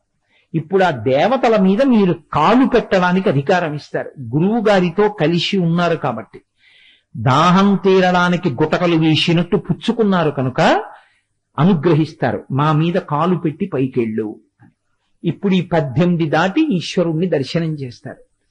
అది ఆద్యంతము గురువైభవంతో కూడుకుని ఉంటుంది. అందుకే దీక్షితుణ్ణి చేయడము అంటే తండ్రి వెంట పిల్లలు వెళ్ళినట్టు. తండ్రి వెంట పిల్లలు చూడండి, చిన్నతనంలో నాన్నగారు ఎక్కడుతున్నారో అటు పరిగెత్తుకు వెళ్ళిపోతుంటారు. అంతే, ఇటు చూస్తుంటారు, అటు చూస్తుంటారు, కానీ నాన్నగారి వేలు విడిచిపెట్టరు. ఒకవేళ వేలు విడిచిపెట్టినా తండ్రి వాడు చేయబట్టుకుంటాడు. మీరు గమనించండి జాగ్రత్తగాను. ఎక్కువ జనం లేకపోతే చిటికిన వేలు ఇచ్చి తండ్రి పట్టుకోమంటాడు. ఎక్కువ జనం ఉన్నారనుకోండి, నువ్వు నా వేలు పట్టుకోవడం కాదు, నేను నీ చెయ్యి ఎట్టుకుంటానంటాడు. ఎందుకని వాడు వేలు వదిలిస్తే అందుకని తను పట్టుకుంటాడు చెయ్యి. ఎప్పుడు తనని పట్టుకోవాలో, ఎప్పుడు తాను పట్టుకోవాలో తెలుసున్నవాడు గురువు. ఇది గురువు యొక్క ప్రజ్ఞ. అలా పట్టుకుంటాడు. ఆయనతో పట్టుకోవడం వచ్చిందనుకోండి, నిజంగా అయ్యప్ప స్వామి యొక్క దీక్షా విధానం స్కాందం ఎలా చెప్పిందో అలా మీరు గురువు గారి యొక్క సాహచర్యంలో 42 రోజులు మండలం పాటు దీక్ష చేస్తే నీ జీవిత విధానం మారిపోతుందంటే అంత గొప్పగా ఉంటుంది. 1 గంటలో ఎంత మార్పు వచ్చేస్తుందో గురువు గారితో తిరగడంలో. గురువు గారితో కలిసి చక్కగా భోజనం ఎలా చెయ్యాలి, పలహారం ఎలా చెయ్యాలి, పరిశీచనం ఎలా చెయ్యాలి, ఈశ్వరార్పణ ఎలా చెయ్యాలి, ఎలా భూషయనం చెయ్యాలి, ఏం చదివి పడుకోవాలి, ఏం చదివి లేవాలి, ప్రతి క్షణం బోధ జరుగుతూనే ఉంటుంది గురువుగారితో. అంతేకాని గురువుగారు ఓ చోట తాను ఓ చోట ఉండదు. అయ్యప్ప స్వామి పూజా విధానంలో మీకు మంత్రోపదేశం అయితే ఒకసారి ఉపదేశం చేసి విడిచిపెడితే మీరు మంత్రానికి అక్షరాలక్షలు చేసుకోవాలి, లేకపోతే మీరు రుణపడిపోతారు. అయ్యప్ప స్వామి విధానంలో అలా కాదు. గురువు మీకు దీక్షను ఇచ్చాడంటే పట్టుకుంటాడు. గురువు గారు కూడా మిమ్మల్ని పట్టుకుని మీ వెంట తిప్పుకుంటాడు, తిప్పుకుని మిమ్మల్ని ఉద్ధరిస్తాడు. మీకు దర్శనం అయ్యేంత వరకు, ఇరుముడి కట్టి పంపేంత వరకు ఆయనే బాధ్యత. అంత గొప్ప స్వరూపం లోకంలో అయ్యప్ప స్వామి యొక్క స్వరూపం. నేను అందుకే మీకు ఎలాగో మనవి చేశాను కాబట్టి ఒక మాట చెప్పి ఇవాళ నేను ఈ అయ్యప్ప వైభవాన్ని పూర్తి చేసి శివ వైభవంలో 4 మాటలు చెప్పి పూర్తి చేసేస్తాను. ఎంచేతనంటే ఇది పూర్తయ్యేదా? అయ్యప్ప స్వామి వైభవము అని ఉపన్యాసం చెప్పాలనుకోండి, కొన్ని నెలల పర్యంతం ఉపన్యాసం చెప్పినా అదేం పూర్తవదు. అంత గొప్ప స్వరూపం. ఆ స్వరూపం స్కాంద పురాణంలో ఎంత గొప్పగా మాట్లాడారో ఆ స్వామి గురించి. శివ కుటుంబంలో 3వ కొడుగ్గా ఆయన పూజలు అందుకున్నాడు మహానుభావుడు, అందుకుంటున్నాడు ఇప్పటికీ. సరే నేను మీతో ఓ మాట మనవి చేశాను, దాన్ని పూర్తి చేసి నేను ఇది చేస్తాను. ఎందుకంటే నేను వేసిన అనుమానం రేపు మిమ్మల్ని ఇబ్బంది పెట్టేది కాకూడదు. నేను దాన్ని వదిలిపెట్టి వెళ్ళిపోయాను అనుకోండి, వీడి అసాధ్యం కూలిపోను, ఆ మాట అన్నారు కానీ చెప్పకుండా వెళ్ళిపోయాడంటారు మీరు. ఎదురుగుండా ఉన్నది అయ్యప్ప స్వామి దేవాలయం. నేను మీతో ఏం మనవి చేశాను, ఇద్దరు మగవాళ్ళకి కొడుకు ఎలా పుడతాడు అన్నది తెలియనప్పుడు మీరు అసలు అక్కడ ఎలా నిలబడతారు అని అడిగాను. అనుమానంతో మీరు ఎలా నిలబడతారండి? సంశయాత్మ వినశ్యతి. సంశయం ఉన్న చోట నాశనమే తప్ప సంశయం ఉన్న చోట ధృతి కలగదు, పట్టుదల నిలబడదు. సంశయం పోవాలి. ఇద్దరికి ఎలా పుట్టాడు మగవాళ్ళకి అన్నది మీకు తేలాలి. తేలితేనే మీరు నమ్ముతారు. దీనికి మహానుభావుడు జగద్గురువులు కనుక శంకర భగవత్పాదులు ఈ రహస్యాన్ని సౌందర్యలహరిలో చెప్పారు.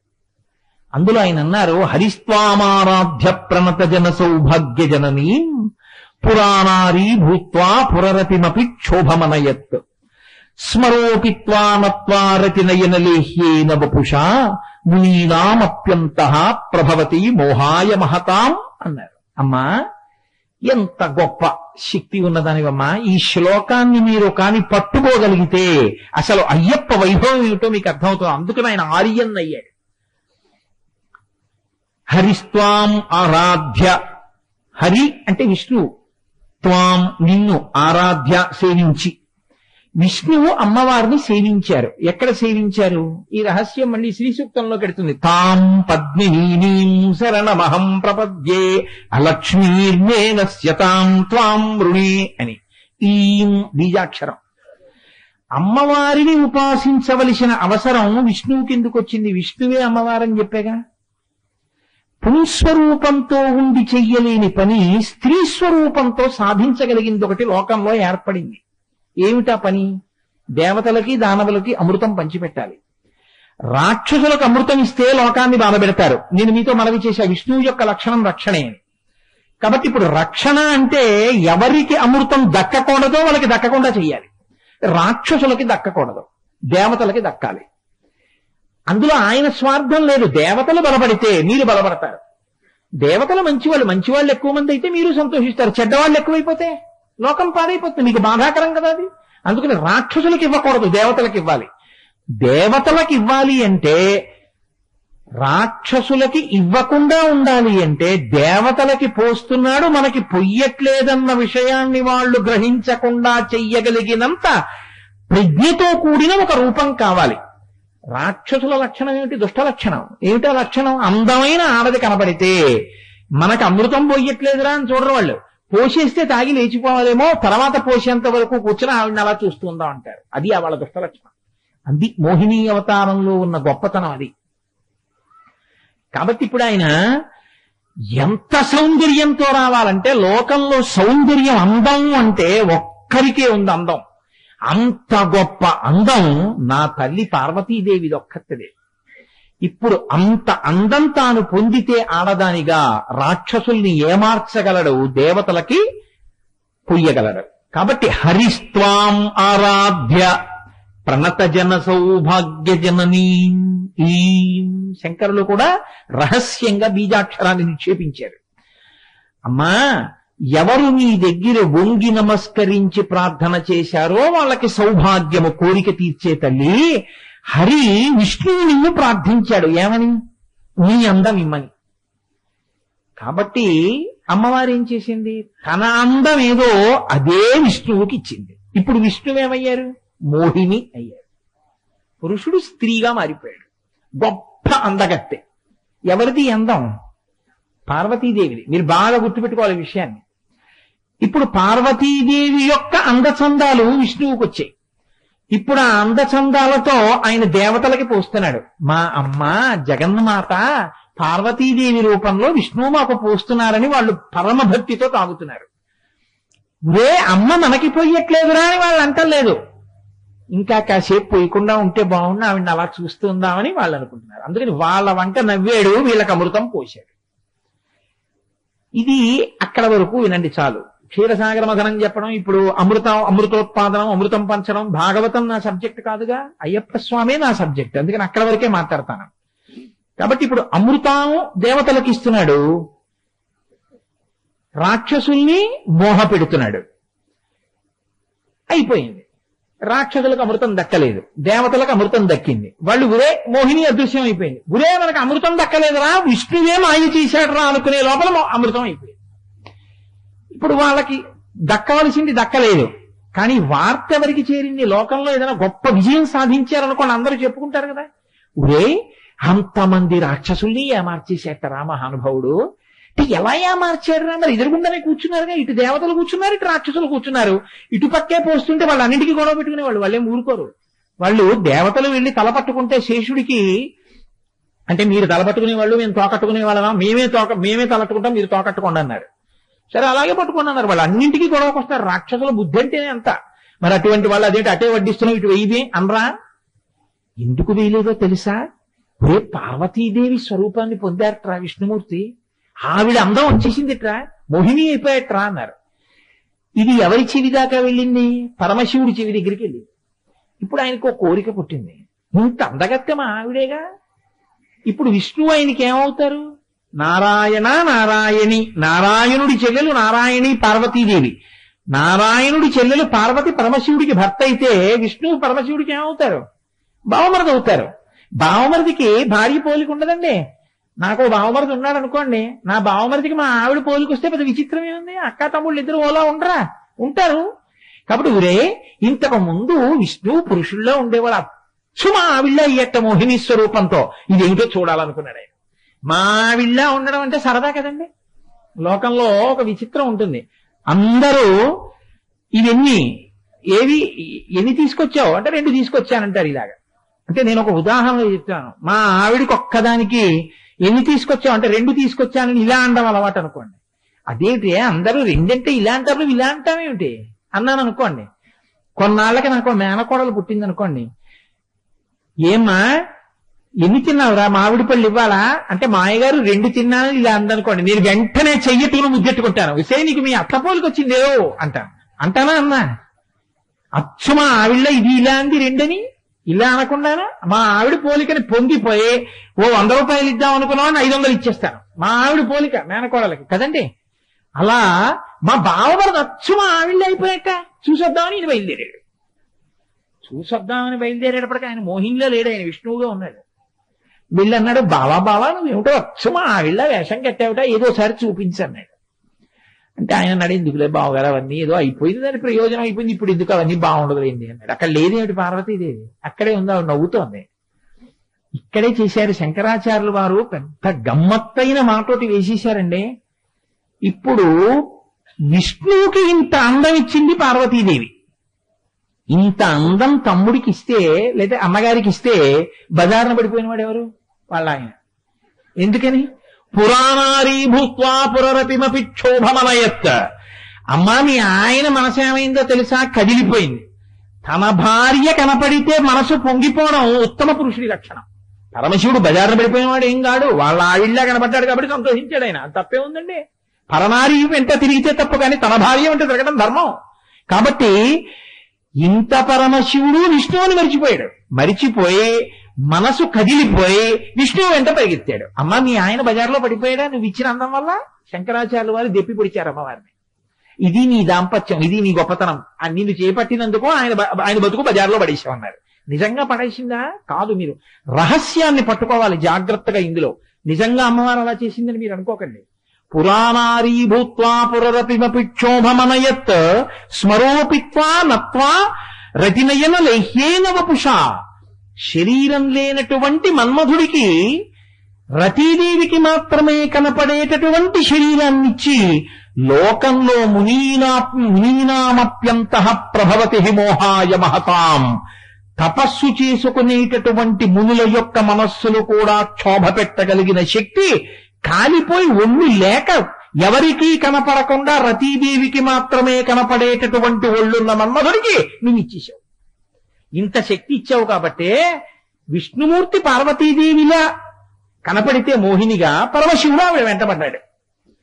ఇప్పుడు పరమశివుడు వెనక పరిగెడుతున్నాడు, ముందు విష్ణువు మోహిని అవతారంలో బంతితో ఆడుకుంటూ ముందు పరిగెడుతున్నాడు.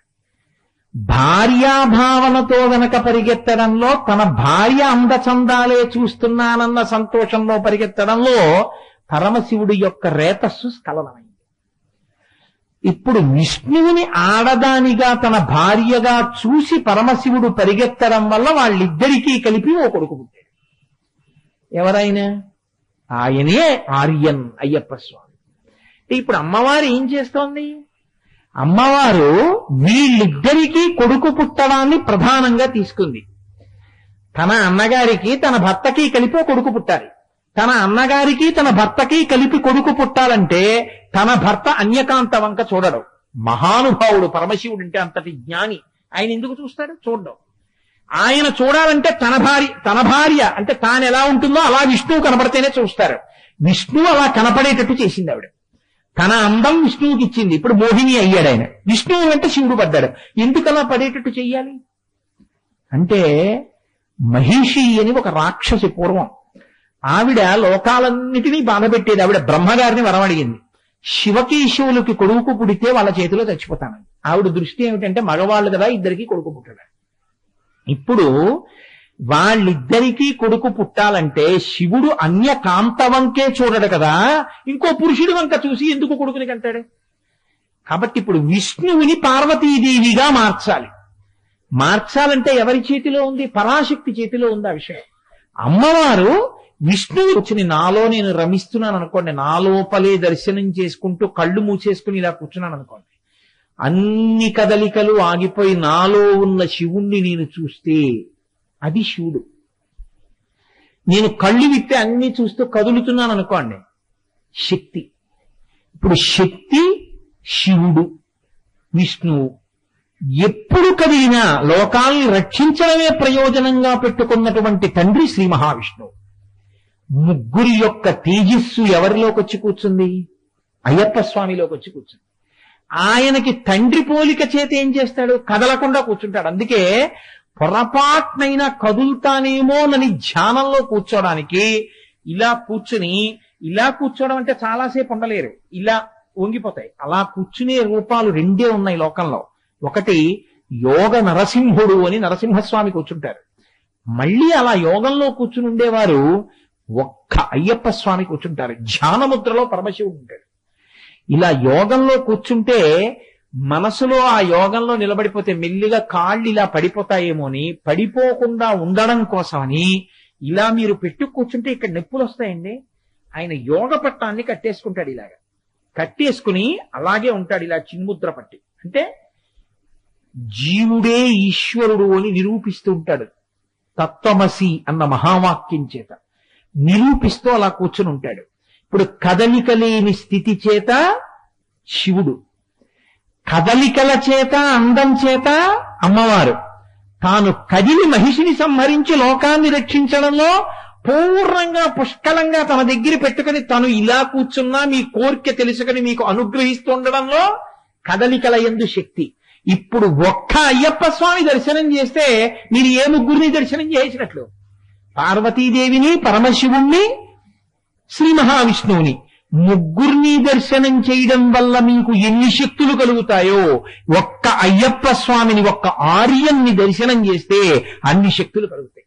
ఇది చెప్పకుండా శంకరాచార్యులు వారు చెప్పడంలో ప్రజ్ఞ ఎక్కడుందంటే, హరిస్వామారాధ్య ప్రణత జన సౌభాగ్య జననీం. ఇప్పుడు అంత మహోత్కృష్టమైన స్వరూపం ఆ స్వరూపం అని తెలుసుకున్న తర్వాత మీరు వెళ్ళి నమస్కరించకుండా ఎలా ఉండగలరు? అందుకే ఎక్కడెక్కడ అయ్యప్ప దేవాలయం ఉంటుందో అక్కడక్కడ గురు వైభవం ఉన్నది అని గుర్తు. అందుకే గురువు చెయ్యలేంది లోకంలో ఏదీ ఉండదు. గురువు తన కొరకు తానేమీ చేసుకోడు. గురువు లోకం కొరకే చేస్తాడు ఏది చేసినా. తాను ఎంత కష్టపడిపోనివ్వండి, ఎంత నలిగిపోనివ్వండి, పట్టించుకోడు. లోకం యొక్క క్షేమాన్ని ఆలోచిస్తాడు. శిష్యులు ఏం చేస్తారు? ఇలా ఆయన నలిగిపోతే, ఆయన పడిపోతే మాకు చెప్పేవాడెవరు? అందుకని ఆయన పడిపోకుండా శిష్యులు రక్షించుకుంటుంటారు. ఆయన క్షేమాన్ని శిష్యులు చూస్తారు. ఆయన తన క్షేమాన్ని చూసుకోడు. తను కాలిపోతూ కొవ్వొత్తిలా లోకక్షేమం కొరకు తాను ప్రవర్తిస్తాడు. అయ్యప్ప స్వామి దేవాలయం ఏ ఊరిలోనైనా ఉంది అంటే ఆయన అనుగ్రహంతో గురువైభవం ఎలా ఉంటుందో అలా ఆయన లోకం యొక్క క్షేమాన్ని ఆలోచిస్తూ తాను ఇలాగే కూర్చుని ఉంటాడు. పూర్ణ బ్రహ్మచర్యంతో ఉండేటటువంటి మహితాత్ముడైన అంత గొప్ప స్వరూపం అయ్యప్ప స్వామి వారి యొక్క స్వరూపం. సరే, నేను అటువంటి క్షేత్రానికి ఎదురుగుండా అయ్యప్ప స్వామి దేవాలయం వంక చూస్తూ ప్రసంగం చేయవలసి వస్తుందేమో అని నాకెందుకు ఆయన వచ్చి నన్ను అడిగినప్పుడు నాకు అనుమానం వచ్చింది. సాధారణంగా అలాంటి అనుమానం రాకూడదు, కానీ నాకు ఎందుకో అనుమానం వచ్చింది. నేను ఉపన్యాసం చెప్పేటప్పుడు నా కళ్ళ ఎదురుగుండా అయ్యప్ప స్వామి గుడి ఉంటుందేమో అని అనిపించింది. ఎందుకో కళ్ళ ముందు అయ్యప్ప స్వామి గుడి ఉంటుండగా 2 రోజుల ప్రసంగంలో ఒక్కసారి కూడా ఆయన వైభవాన్ని చెప్పకుండా నేను వచ్చేస్తే అది కంటితో చూస్తున్నదొకటి, అసలు ఆ పేరెత్తకుండా వెళ్ళడం, కంటికి కనపడినా ఆ పేరెత్తంది ఎప్పుడు? వైముఖ్యం చేత. ఇష్టం లేకపోతే కంటికి కనపడినా మీరు అసలు పేరెత్తారు, పలకరించారు కదండి. కళ్ళ ముందు కనపడినా సరే పలకరించట్లేదు అనుకోండి, మీరు పేరెత్తట్లేదు అనుకోండి, ఏమిటి దానికి గుర్తు? అంటే కనీసం పేరు కూడా ఎత్తలేదండి, నా కళ్ళ ముందు కనపడినా నా పేరెత్తి పన్నెత్తి పలకరించలేదంటారు. అది వైముఖ్యానికి గుర్తు. నేను ఆయన కింకరుణ్ణి, నాకు ఆయన అంటే ఎంతో భక్తి. నాకు కళ్ళ ముందు ఆయన కనపడుతుంటే, ఆయన దేవాలయం కనపడుతుంటే నేను చెప్పకుండా వెళ్ళిపోవడం నాకు ఎలా కుదురుతుంది? అందుకే ముందే ఆయన నా చేత ఎందుకు పలికించారో, వారు నా దగ్గరికి వచ్చి 2 రోజులు ఉపన్యాసం చెప్పమంటే మొదటి రోజు గజేంద్ర మోక్షణం చెప్పండి అన్నారు. 2వ రోజు ఆయన అడగకుండానే నేను ఆపన్నాను. మీరు మొదటి రోజు తల్లి గురించి అడిగారు, 2వ రోజు నేను అయ్యప్ప గురించి చెప్పి శివుడి గురించి చెప్పాను. ఎందుకో నాకు అనుమానం వచ్చింది, నా కళ్ళ ముందు గుడి ఉంటుందేమో అని. అదే యథార్థం. అందుకని ఇవాళ నా మనసు తృప్తిగా ఉంది. నేను అయ్యప్ప స్వామి వారి గురించి 4 మాటలు మనవి చేసుకున్నాను. కాబట్టి ఇవాళ పౌర్ణమి, చాలా గొప్ప తిథి, అమ్మవారు పరిపూర్ణమైనటువంటి కళ్ళతో వెలిగేటటువంటి రోజు. కాబట్టి నేను ఆ శివస్వరూపం గురించి, ఇప్పటికే 8:30 అయిపోయింది, అయినా నేను ఆ శివస్వరూపం గురించి ఒక 4 మాటలు మనవి చేసి నా ఉపన్యాసాలని పూర్తి చేసేస్తాను. శివుడికి శివ అని పేరు. శివ అంటే యథార్థమునకు నామవాచకం కాదు, అంటే అదొక పేరు అని మీరు అనుకోవద్దు. శివ అంటే అర్థం ఏమిటంటే ఎప్పుడూ ఏది చేస్తూ ఉంటాడో దాన్ని బట్టి ఆయనకి ఆ పేరు వచ్చింది. మీరు లోకంలో చూడండి, కొంతమందికి ఆయన చేసేటటువంటి పనితోటి ఆయన పేరు పలకబడుతూ ఉంటుంది. ఇప్పుడు మా గోపాలకృష్ణ గారు ఉన్నారు, మా గోపాలకృష్ణ గారిని చాలా మంది మాస్టర్ అంటుంటారు. మా అబ్బాయి మాస్టర్ అంటారు, మా ఆవిడ మాస్టర్ అంటారు, చాలా మంది ఆయన మాస్టర్ అంటారు. ఏమిటి మాస్టర్ అని నేను ఒకసారి అడిగాను, ఆయన ఎందుకు ఆయన మాస్టర్ అంటారని అడిగాను. అడిగితే ఆయన ఒకప్పుడు లెక్చరర్ గా చేశారు, ఆయన రిటైర్ అయిపోయి చాలా కాలం అయింది. అయినా ఆయన పేరు ఇప్పటికీ చాలా మంది ఆయన మాస్టర్ అని అంటారు. చేసినటువంటి ఉద్యోగాన్ని బట్టి ఇప్పటికీ మాస్టర్ అని పిలిచినట్టే లోకంలో చేసే పనిని బట్టి అది పేరైపోయిన వాళ్ళు ఉంటారు. ఎప్పుడూ ఆయన ఏం చేస్తూ ఉంటాడు? ఎప్పుడూ మంగళమే చేస్తాడు. మంగళం అంటే శుభం. ఎప్పుడూ శుభం తప్ప అశుభం చెయ్యడం ఎవరికి చేత కాదో, ఎవడు ఎన్నడూ అశుభాన్ని చెయ్యడో వాడికి శివుడని పేరు. ఇది గమ్మత్. అంటే శివుడు ఎప్పుడైనా అశుభం చేస్తాడా? అసలు ఆ మాట ఆయన దగ్గర లేదు. ఎందుకు లేదో తెలుసా అండి? కాళిదాసు దీన్ని పట్టుకున్నాడు. పట్టుకుని ఆయన చెప్పాడు, ఎందుకు చెయ్యడో తెలుసా అశుభాన్ని? తండ్రి కనుక. వాగర్ధా వివసంపృక్తవు వాగర్ధ ప్రతిపత్తయే జగత పితరం వందే పార్వతీ పరమేశ్వరవు. తండ్రి కొడుకుని కొడతాడు. కొడుకుని కొట్టేటప్పుడు ఎలా కొడతాడు? ఎలా పడితే అలా కొట్టాడు. గోబ మీద తగిలేటట్టునో కంటి మీద తగిలేటట్టు కొట్టాడు. బాగా చూసి చూసి చూసి చూసి కొడతాడు. ఎందుకంతలా చూసి కొట్టడం అంటే ప్రమాదం కొడుక్కి రాకూడదు, కొడుకు మంచి మార్గంలోకి రావాలి, అందుకే కొడతాడంతే. కొట్టడంలో కూడా కొడుకు యొక్క అభ్యున్నతిని కోరుకున్న కొడుకు తండ్రిలా, దెబ్బలాడేటప్పుడు కూడా కేవలం శిష్యుల యొక్క అభ్యున్నతిని కోరుకున్నటువంటి పెద్దరికంతో ఉన్న గురువులా ప్రవర్తించగలిగినటువంటి స్థితి ఉన్నవాడెవరో ఆయనకి శివుడని పేరు. అందుకే శివుడు ఏం చేస్తూ ఉంటాడో అంత శుభం చేస్తాడంటున్నారు కదా, మరి ఆయన్ని లయకారుడు అని ఎందుకు పిలిచారు? లయ అంటే చాలా మంది దృష్టిలో ఏమిటంటే లయకారకత్వము అంటే చంపేస్తాడండి, అందుకే శ్మశానంలో ఉంటాడండి ఆయన, అందుకనే ఆయన జోలికి వెళ్ళకూడదండి, చాలా ప్రమాదం అండి అంటారు. అది అమాయకత్వం, తెలియనితనం. అసలు నిజంగా శివ అన్న పేరు ఎందుకు వచ్చిందో తెలుసా అండి? 3 కారణాలకు వచ్చింది. ఆయన ప్రళయం చేస్తాడు. శివుడు ప్రళయకర్త. ప్రళయకర్త అనగానే ఏంటంటే ఆ లోకాన్నంతటినీ చంపేస్తాడంటారు. కాదు, లయ 3 రకాలుగా ఉంటుంది. మీరు బాగా జ్ఞాపకం పెట్టుకోండి విషయాన్ని. స్వల్పకాలిక లయ లేదా స్వల్పకాలిక ప్రళయము అంటారు. ఆత్యంతిక ప్రళయము, మహాప్రళయము అని 3 ఉంటాయి. స్వల్పకాలిక లయం ప్రతిరోజు చేస్తాడు ఆయన. ఎందుకనంటే మీరు ఈ శరీరంతో కొన్ని పనులు చేస్తారు, ఇంద్రియాలతో కొన్ని పనులు చేస్తారు. రాత్రి అయ్యేటప్పటికీ ఇది బడలిపోతుంది. బడలిపోయి చేతులు నొప్పులు వస్తాయి, కాళ్ళు నొప్పులు వస్తాయి, కళ్ళు బడలిపోతాయి, చెవులు విని విని విని విని బడలిపోతాయి, చర్మం ముట్టుకుని బడలిపోతుంది. ఇప్పుడు ఈ బడలికంతా తీర్చాలి, తీర్చి శక్తినివ్వాలి. దీనికి స్వల్పకాలిక లయం అని పేరు. పరమశివానుగ్రహం ఏం చేస్తుందో తెలుసా అండి? నిద్ర పట్టేట్టు చేస్తుంది. నిద్ర పట్టలేదనుకోండి, మీరు సరిగ్గా తినలేరు, లేదా మీరు తిన్నా జీర్ణం కాదు. వాంతి అయిందండి అంటారు. ఎందుకనండి అన్నారు అనుకోండి, రాత్రల్లా నిద్ర లేదండి, ఏం సహించట్లేదంటారు. మీరు చూడండి, కడుపు నిండా తింటే కన్ను మూతపడుతుంది, కన్ను బాగా మూతపడితే కడుపు నిండా తిన్నది జీర్ణం అవుతుంది కదండి. ఆ కన్ను మూత పడ్డంలోనే అసలు మీ కన్ను తెరిచి మీరు ప్రవర్తించగలిగిన శక్తి ఉంది. రాత్రి వేళ సమస్త జీవకోటి నిద్రపోయేటట్టుగా చెయ్యగలిగినటువంటి శక్తినిచ్చిన వాడు ఎవరున్నాడో వాడు శివుడు. అందుకే రాత్రి వేళ బాగా చూసి తిరగగలిగినవి ఏమున్నాయో అవి ప్రాణికోటికి ప్రమాదకరమైనవి కనుక అవి పగటిపూట నిద్రపోయేటట్టు చేశాడు.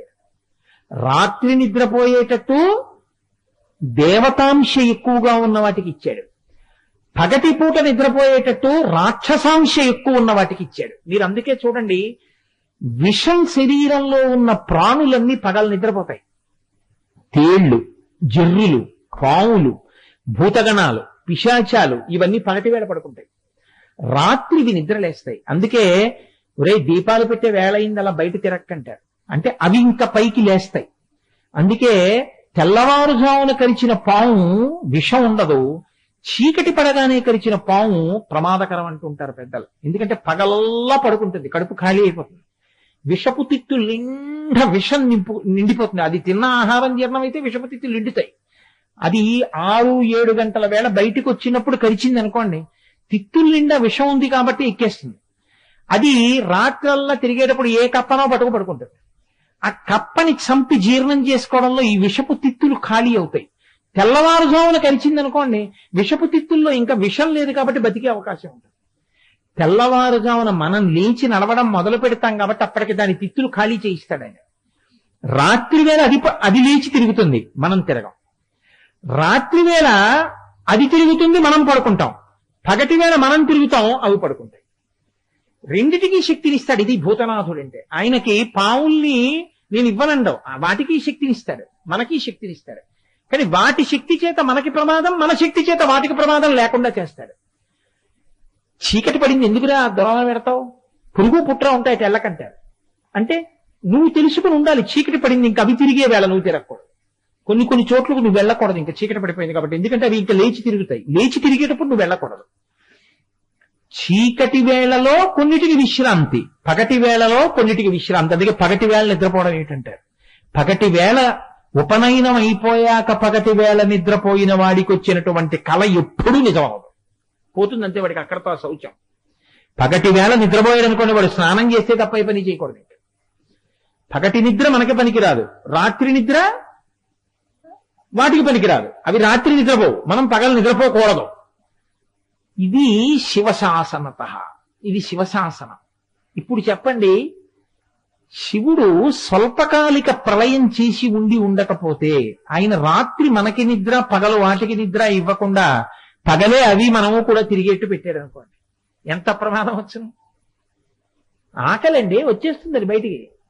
అలా రాకుండా ఆయన శాసనం చేశాడు. రాత్రి నిద్రాకాలిక సుఖాన్నిచ్చేటటువంటి వాడు మహాత్ముడు.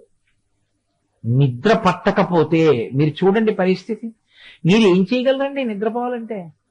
పరుపు వేసుకోగలరు, ఆల్అౌట్ పెట్టుకోగలరు, ఏసీ వేసుకోగలరు, పల్చటి దుప్పటి కప్పుకోగలరు, పడుకోగలరు. నిద్ర పట్టకపోతే తహసీల్దార్ ఆఫీసులో చలానా కట్టి తెచ్చుకుంటారండి.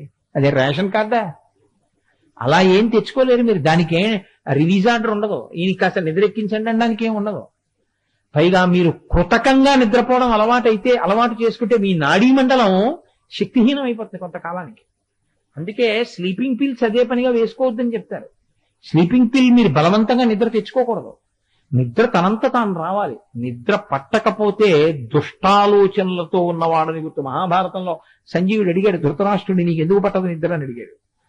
రాత్రి నిద్ర పట్టాలి, తెల్లవారుజామున లేవాలి. అందుకే పూర్వం 6:30 ఇప్పటికీ కొన్ని మన గోపాలకృష్ణ గారు నాతో ప్రస్తావన చేశారు. ఏదో ఊరు నేను మర్చిపోయాను కానీ దుర్మేధాహ. కానీ ఇప్పటికీ ఎందుకు మా టేకి నేను వెంకటరమణ గారి ఊరు వెళ్ళినప్పుడు చూస్తుంటాను కదా, చాలా తొందరగా భోజనం చేసి పడుకుంటారు వాళ్ళు కదండి. చాలా మంచి అలవాటు అది, అదేం దోషమేం కాదు. అది తెల్లవారుజామున లేవడం 4 గంటలకి చాలా మంచి అలవాటు. తొందరగా పడుకోవడం చాలా మంచి అలవాటు. రాత్రి వేళ జీర్ణ వ్యవస్థ బలహీనంగా ఉంటుంది కాబట్టి ఎక్కువ సమయాన్ని ఇవ్వాలి జీర్ణం చేసుకోవడానికి. అందుకు తొందరగా తిని పడుకునేవారు. 11ంటికి తిని పడుకుంటానంటే మళ్ళీ 3ంటికి లేస్తానంటే కడుపులో తిప్పుతుంది. నీ మొహం ఏమిటి చేస్తావు సంధ్యావందనం, గాయత్రి చేస్తున్నానని పేరు పడు శుభ్రంగా తూలిపోతుంటాడు. అదంతా ధ్యానావస్థ అని అబద్ధాలు చెప్పకూడదు. రాత్రి సరిగ్గా పడుకోవాలి గుర్తు దానికి. కాబట్టి స్వల్పకాలిక లయము అంటే మీ మీద మీకు స్పృహ లేకుండా హాయిగా సుఖంగా మీరు నిద్రపోయేటట్టు చేసి ఆ నిద్రలో బడలిపోయిన మీ ఇంద్రియాలకన్నిటికీ మళ్ళీ శక్తినిచ్చేవాడెవరో వాడు శివుడు. అటువంటి శివుణ్ణి తిట్టడం ఏంటంటే ఏమైనా అర్థం ఉందా? అది ఆయన మంగళత్వం అంటే. కాబట్టి స్వల్పకాలిక లయం చేస్తాడు ఆయన. ఇది మొదటి లయం. రెండవది ఆత్యంతిక ప్రళయము. ఇది స్వల్పకాలిక ప్రళయం అంటారు. రెండవది ఆత్యంతిక ప్రళయం అంటారు. ఆత్యంతిక ప్రళయం అంటే ఇదే నేనని అజ్ఞానంలో ఉంటాడు. ఆయన జ్ఞానం ఇస్తాడు. ఆయన జ్ఞానం ఇచ్చాడనుకోండి, జ్ఞానదాత మహేశ్వర. ఇది నేను కాదురా, లోపల తెలుసుకుంటున్నది ఏది ఉందో ఆ ఆత్మ నేను. ఆత్మచేత ఇది ధరింపబడింది.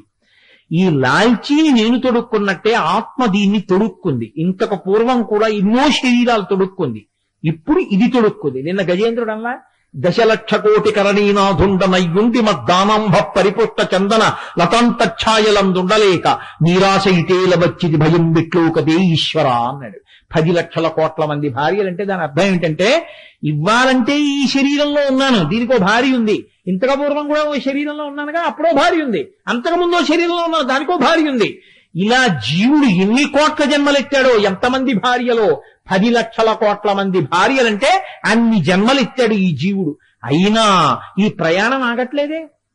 నేనెవరో నేను తెలుసుకుంటే ఆ ప్రయాణం ఆగిపోతుందండి. ఇది తెలుసుకున్నారనుకోండి ఈ ప్రయాణం ఆగిపోతుంది. అది విచిత్రం. ఇది తెలుసుకోవడం మీరు శివుడు అయిపోవడం. మీకు ఈ జ్ఞానాన్ని ఇచ్చేటటువంటి వాడు పరమేశ్వరుడు. ఆ జ్ఞానం వచ్చిందనుకోండి ఇక మళ్ళీ పుట్టడు. అందుకే పరమశివుడు ఒక్కడే యమధర్మరాజు గారి యొక్క వక్షస్థలం మీద తంతాడు, మన్మధుణ్ణి కాల్చేస్తాడు. ఇది ఇంకొకరు చెయ్యరు, శివుడు చేస్తాడు. ఎందుకో తెలుసా అండి, మీరు అందులో ఉన్న వేద ప్రతిపాదితమైన రహస్యాన్ని చూడాలి. వక్షస్థానమంతకస్య కఠినాపస్మార సంవర్ధనం భృత్పర్యటనం నమత్సురసిర కోటీర సంఘర్షణం కర్ణేదం మృజలస్య తావక పదద్వంద్వస్య గౌరీపతే మచ్చేతో మణిపాదుకా విహరణం శంభో సదాంగీకురు అంటారు శివానంద లహరిలో శంకరాచార్యుల వారు. యముడి యొక్క వక్షస్థలం మీద తన్నాడు, చంపేవాడిని చంపేశాడు ఆయన, పుట్టించేవాడిని కాల్చేశాడు ఆయన. అమ్మగారు నాన్నగారి మీద మన్మథబాణం పడితే మనం పుడతాం, యమధర్మరాజు గారి యొక్క పాశం మీద పడితే మన శరీరం పడిపోతుంది. ఇప్పుడు ఆయన మన్మధుణ్ణి కాల్చాడు, యముణ్ణి చంపాడు. ఇప్పుడు ఆయన పాదాలు మీరు పట్టుకుంటే ఇక మన్మథబాణం పడదు, మీరు పుట్టక్కర్లేదు. ఇక మీ శరీరం పడిపోవడం అన్నది ఉండదు, ఇంకా చావక్కర్లేదు. ఇదే చిట్ట చివరి చావు, ఈ శరీరం పడిపోవడం. ఇక మళ్ళీ పుట్టరు కాబట్టి చావడం ఉండదు, చావరు కాబట్టి పుట్టడం ఉండదు. కాబట్టి చావు పుట్టుకలనేటటువంటి చక్రం ఆగిపోవాలంటే పరమశివుడి యొక్క పాదాలు పట్టుకోవాలి. ఆయన ఏం చేస్తాడు? జ్ఞానం ఇస్తాడు, లోపలున్నది నేనన్న ఎరుకనిస్తాడు. ఈ ఎరుక ఆయన ఇచ్చారనుకోండి, అది తెలిసిందనుకోండి, ఈ లాల్చీని ఇంటికి వెళ్ళి చెమట పట్టిందని విప్ప అవతల పారేస్తాను, గుమ్మిలో పారేసి పడుకుంటాను. ఇంకో బట్ట వీలైతే స్నానం చేసేసి మరీ అర్ధరాత్రి వేళ అయితే చేయకూడదు కాబట్టి ఒళ్ళు కడుక్కుని పడుకుంటాను. అంతేగాని అయ్యో లాల్చీ వేసుకుని అయ్యప్ప స్వామి గురించి చెప్పాను, బొత్తిగా ఈ లాల్చీ ఇలా పడేయడమా అని మళ్ళీ ఈ చెమట లాల్చీతో పడుకుంటానా? ఆ లాల్చీ విప్పి అవతల పారేస్తానంతే. ఎందుకని? నేను లాల్చీ కాదు. అలాగే నేను శరీరం కాదు. మీకు తెలిసిందనుకోండి, మీరెవరో మీకు తెలిస్తే ఇంక దీని మీద వ్యామోహమే ఉంది, ఉండదు. ఈ ఎరుక మీకు ఇచ్చేవాడు శివుడు. అది మీకు తెలిసిందనుకోండి, మీరు మోక్షం పొందుతారు. ఎవరు తెలుసుకున్నాడో, ఎవరికి వచ్చిందో ఆ జ్ఞానం, వాడు మోక్షం పొందుతాడు. అంటే అలాంటి వాడు ఒకడు మోక్షం పొందుతాడు. అందరూ పొందరు. ఆయన భార్య పొందరు, ఆయన బిడ్డలే పొందరు, కానీ ఆయన పొందుతాడు ఆ జ్ఞానం వస్తే. మరి మిగిలిన వాళ్ళు, మనం ఆయన్ని పొందాలి కాబట్టి మనం ప్రయత్నం చెయ్యాలి. ఇప్పుడు తెలిసిపోయింది. చాలా కొన్ని కోట్ల మంది ఉండిపోతారు, అలా పుడుతూ ఉంటారు, చస్తూ ఉంటారు, పుడుతూ ఉంటారు, చస్తూ ఉంటారు, కొన్ని కోట్ల సంవత్సరాలు అయిపోతుంటాయి. అయినా వీళ్ళు ఈశ్వరుణ్ణి పొందరు. అప్పుడు ఈశ్వరుడు ఏం చేయాలి? ఆయన ఏం చేస్తాడంటే, వీడు నన్ను ఎలాగో పొందలేడు, నేనే వీడిని పొందేస్తానంటాడు. ఇప్పుడు ఏమైంది? రెండూ ఒకటే కదండి. పాలలో తేనె కలిపినా, తేనెలో పాల కలిపినా ఒకటేనా? కానీ మీకు అవకాశం ఇచ్చాడు పొందమని, మీరు పొందలేదు. ఇప్పుడు ఆయన ఏం చేస్తాడు? ఆయన మిమ్మల్ని పొందేస్తాడు. తను ఆయన్ని పొందడం ఒక్కడు, ఆయన మిమ్మల్ని పొందడం కోట్ల మందిని ఆయన పొందుతాడు. ఎలా పొందుతాడు? ఏం మీకు అనుమానం ఎందుకు? నల్లపూసలు బోల్డ్ అని అక్కడ పోసి ఉన్నాయనుకోండి, నేను మైదం ముద్ద పట్టుకొచ్చి ఇలా అన్నాను అనుకోండి, ఏమవుతాయి? ఆ నల్లపూసలన్నీ మైనం ముద్ద కట్టుకుపోతాయి. తనని పొందలేక పుట్టి చచ్చి జనన మరణ చక్రంలో తిరుగుతున్న వాళ్ళని తనలోకి కలిపేసుకుని అన్నిటినీ తనలోకి పెట్టేసుకోవడమే విభూతి. ఒంటి నిండా రాసుకోవడం. పరమశివుడు విభూతి రాసుకుంటాడంటే విభూతి కణము ఐశ్వర్యము. సమస్త జీవులు ఆయన శరీరాన్ని పట్టుకుని ఉంటారు.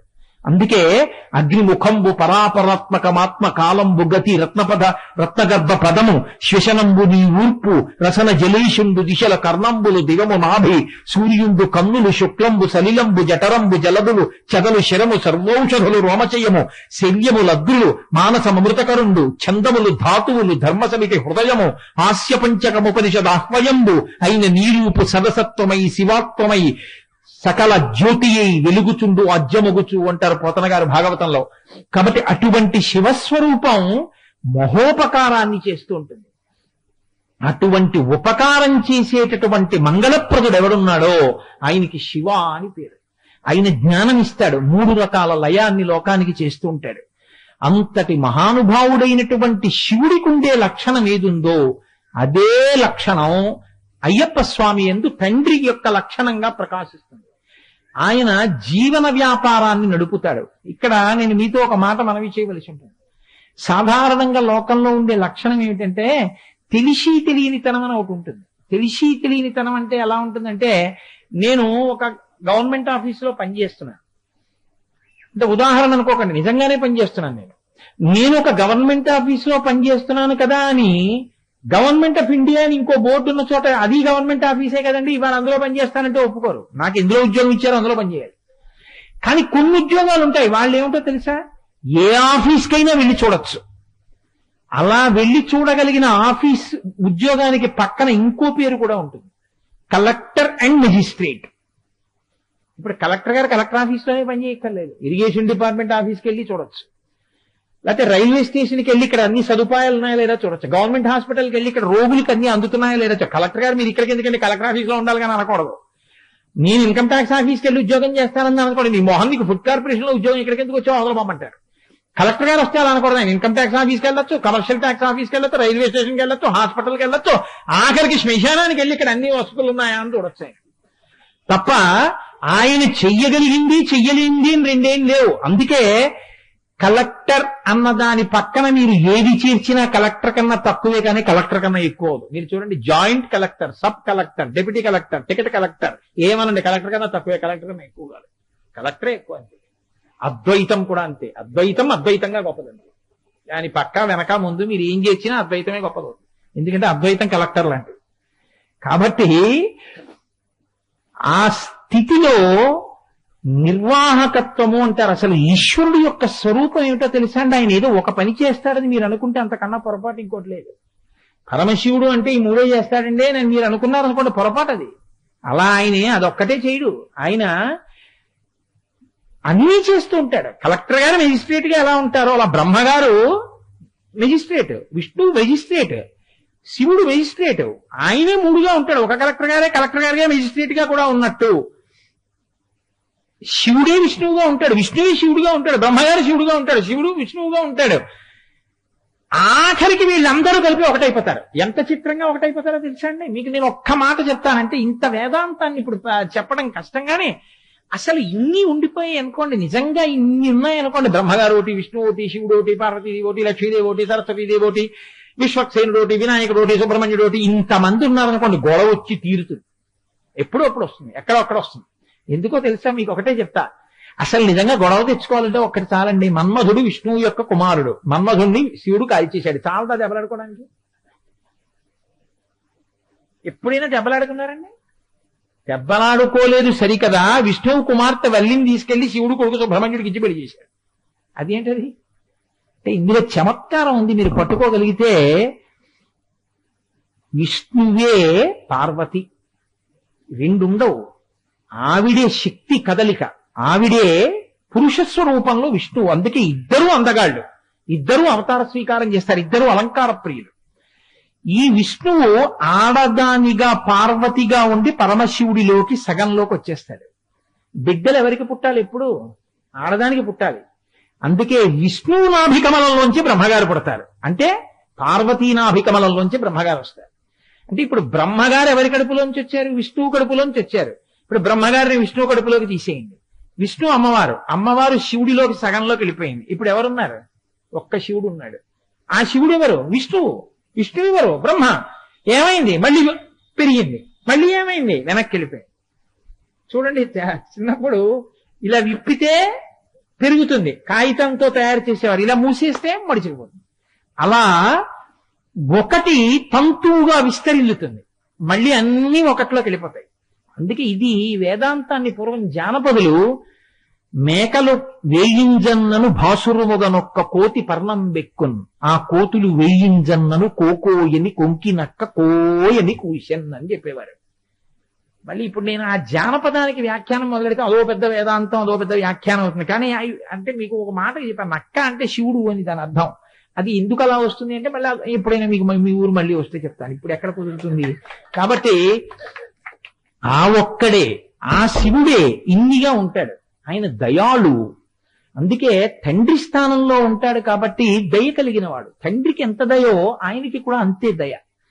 ఆ దయకి అంత ఉండదు. మీరు చూడండి, లోకంలో అన్నిటికన్నా ఒక గొప్ప విశేషం ఉంటుంది. కోరి కోరి కోరి కోరి తండ్రి తాత వినేవి ముచ్చట పడిపోయి రెండు ఉంటాయి. మీరు గమనించండి, మనవడి చేత కొడుకు చేత దెబ్బలు తింటే ఎంత సంతోషం అంటే పెద్దవాళ్ళు అయ్యాక కాదు. పసిపిల్లలుగా ఉన్నప్పుడు ఆడుకుంటూ ఆడుకుంటూ నాన్నగారు దీక్షలో ఉంటే ఆ గడ్డం పట్టుకుని కొడుకు పీకుతున్నాడు అనుకోండి, తండ్రి పీకకు నాన్న అంటాడు. ఎంత పీకుతుంటే తండ్రికి అంత సంతోషం. ఆయన మహాపండితుడు.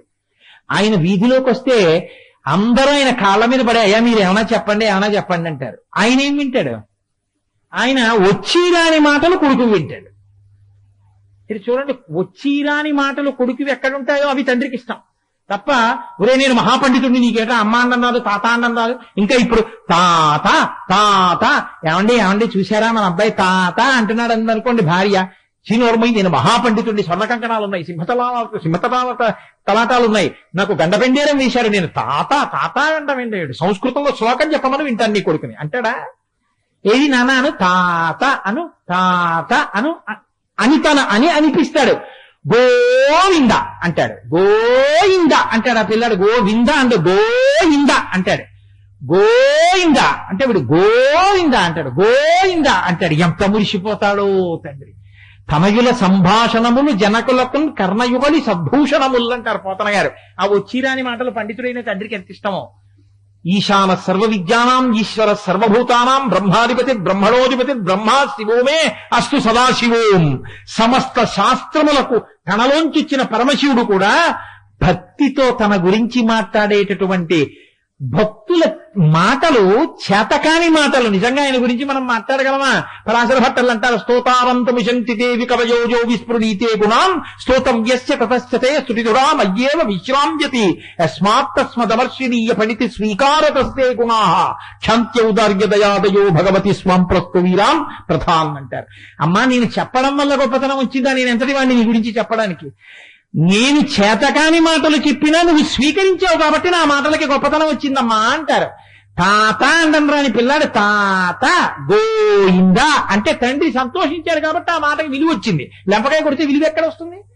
ఇన్ని విద్యలకు ఆలవాలమైనటువంటి పరమశివుడికి సంతోషం ఏమిటో తెలుసా అండి? వచ్చిరాని మాటలు పిల్లలు గడ్డం పీకినట్టు తన భక్తుల చేతి దెబ్బలు కూడా ఆయన తింటారు. అది ఆయన సంతోషం. శంకరాచార్యులు వారి శివానంద లహరిలో దిప్పి పొడిచారు ఈ విషయాన్ని ఒక చోట.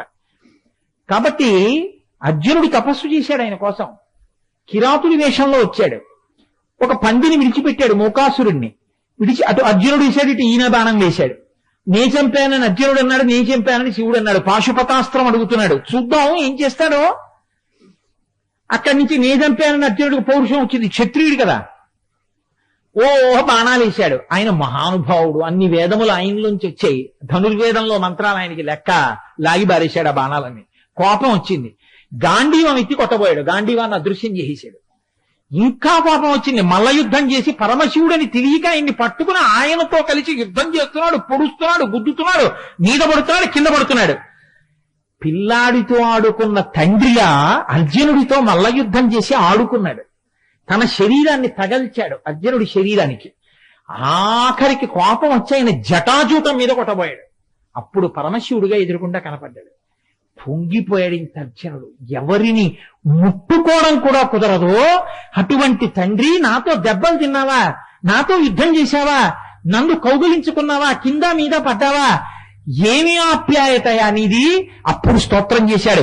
శ్రీకంఠలోకేశ లోకోద్భవస్థాన సంహారహారి మురారి ప్రియా చంద్రధారి మహేంద్రాది బృందారకానంద సందోహ సంధాయి పుణ్యస్వరూపా విరూపాక్ష దక్షాధ్వరధ్వం చకాదేవ నీదైన తత్వంబు భావించి బుద్ధి ప్రదానంబు కర్మంబు విజ్ఞాన మధ్యాత్మ యోగంబు సర్వక్రియాకారణం వంచు నానా ప్రకారంబులం బుద్ధిమంతులు విచారించుతు నిన్ను భావించు ఈశాన సర్వేశ్వర సర్వసర్వజ్ఞ సర్వాత్మక నిర్వికార ప్రభావ భవానీ నీవు లోకత్రైవర్తనంబుల్ మహావాయు ఖాతాగ్ని సోమాక్క తోజంబులం చేసి సంసార చక్రిక్రియా యంత్రవాహుండవైతాది దేవాది దేవా మహాదేవ నిత్యం పునర్జంత యోగస్థితి నిర్మల జ్ఞాన దీప ప్రభాజ్వాల విధ్వస్త నిస్సార సంసార మాయాంధకారు జితక్రోధ రాగాది దోషులు యతీంద్రులు యతాత్మల్ భవత్పాద పంకేరుహ జ్ఞాన గిండీర ధారానుభూతించదా తృప్తులైరవ్యయా భవ్యసేవ్యా భవ భర్గ భక్తారక భర్గవాకుత్స నానాముని స్తోత్ర దత్తావధానానాక్షణ భస్మీకృతానంగ భస్మాను లిప్తాంగ గంగాధర నీ ప్రసాదంబులం సర్వ నిర్వాణ గంధర్వులం సిద్ధ సాధ్యోరగేంద్ర మహేంద్రాదులం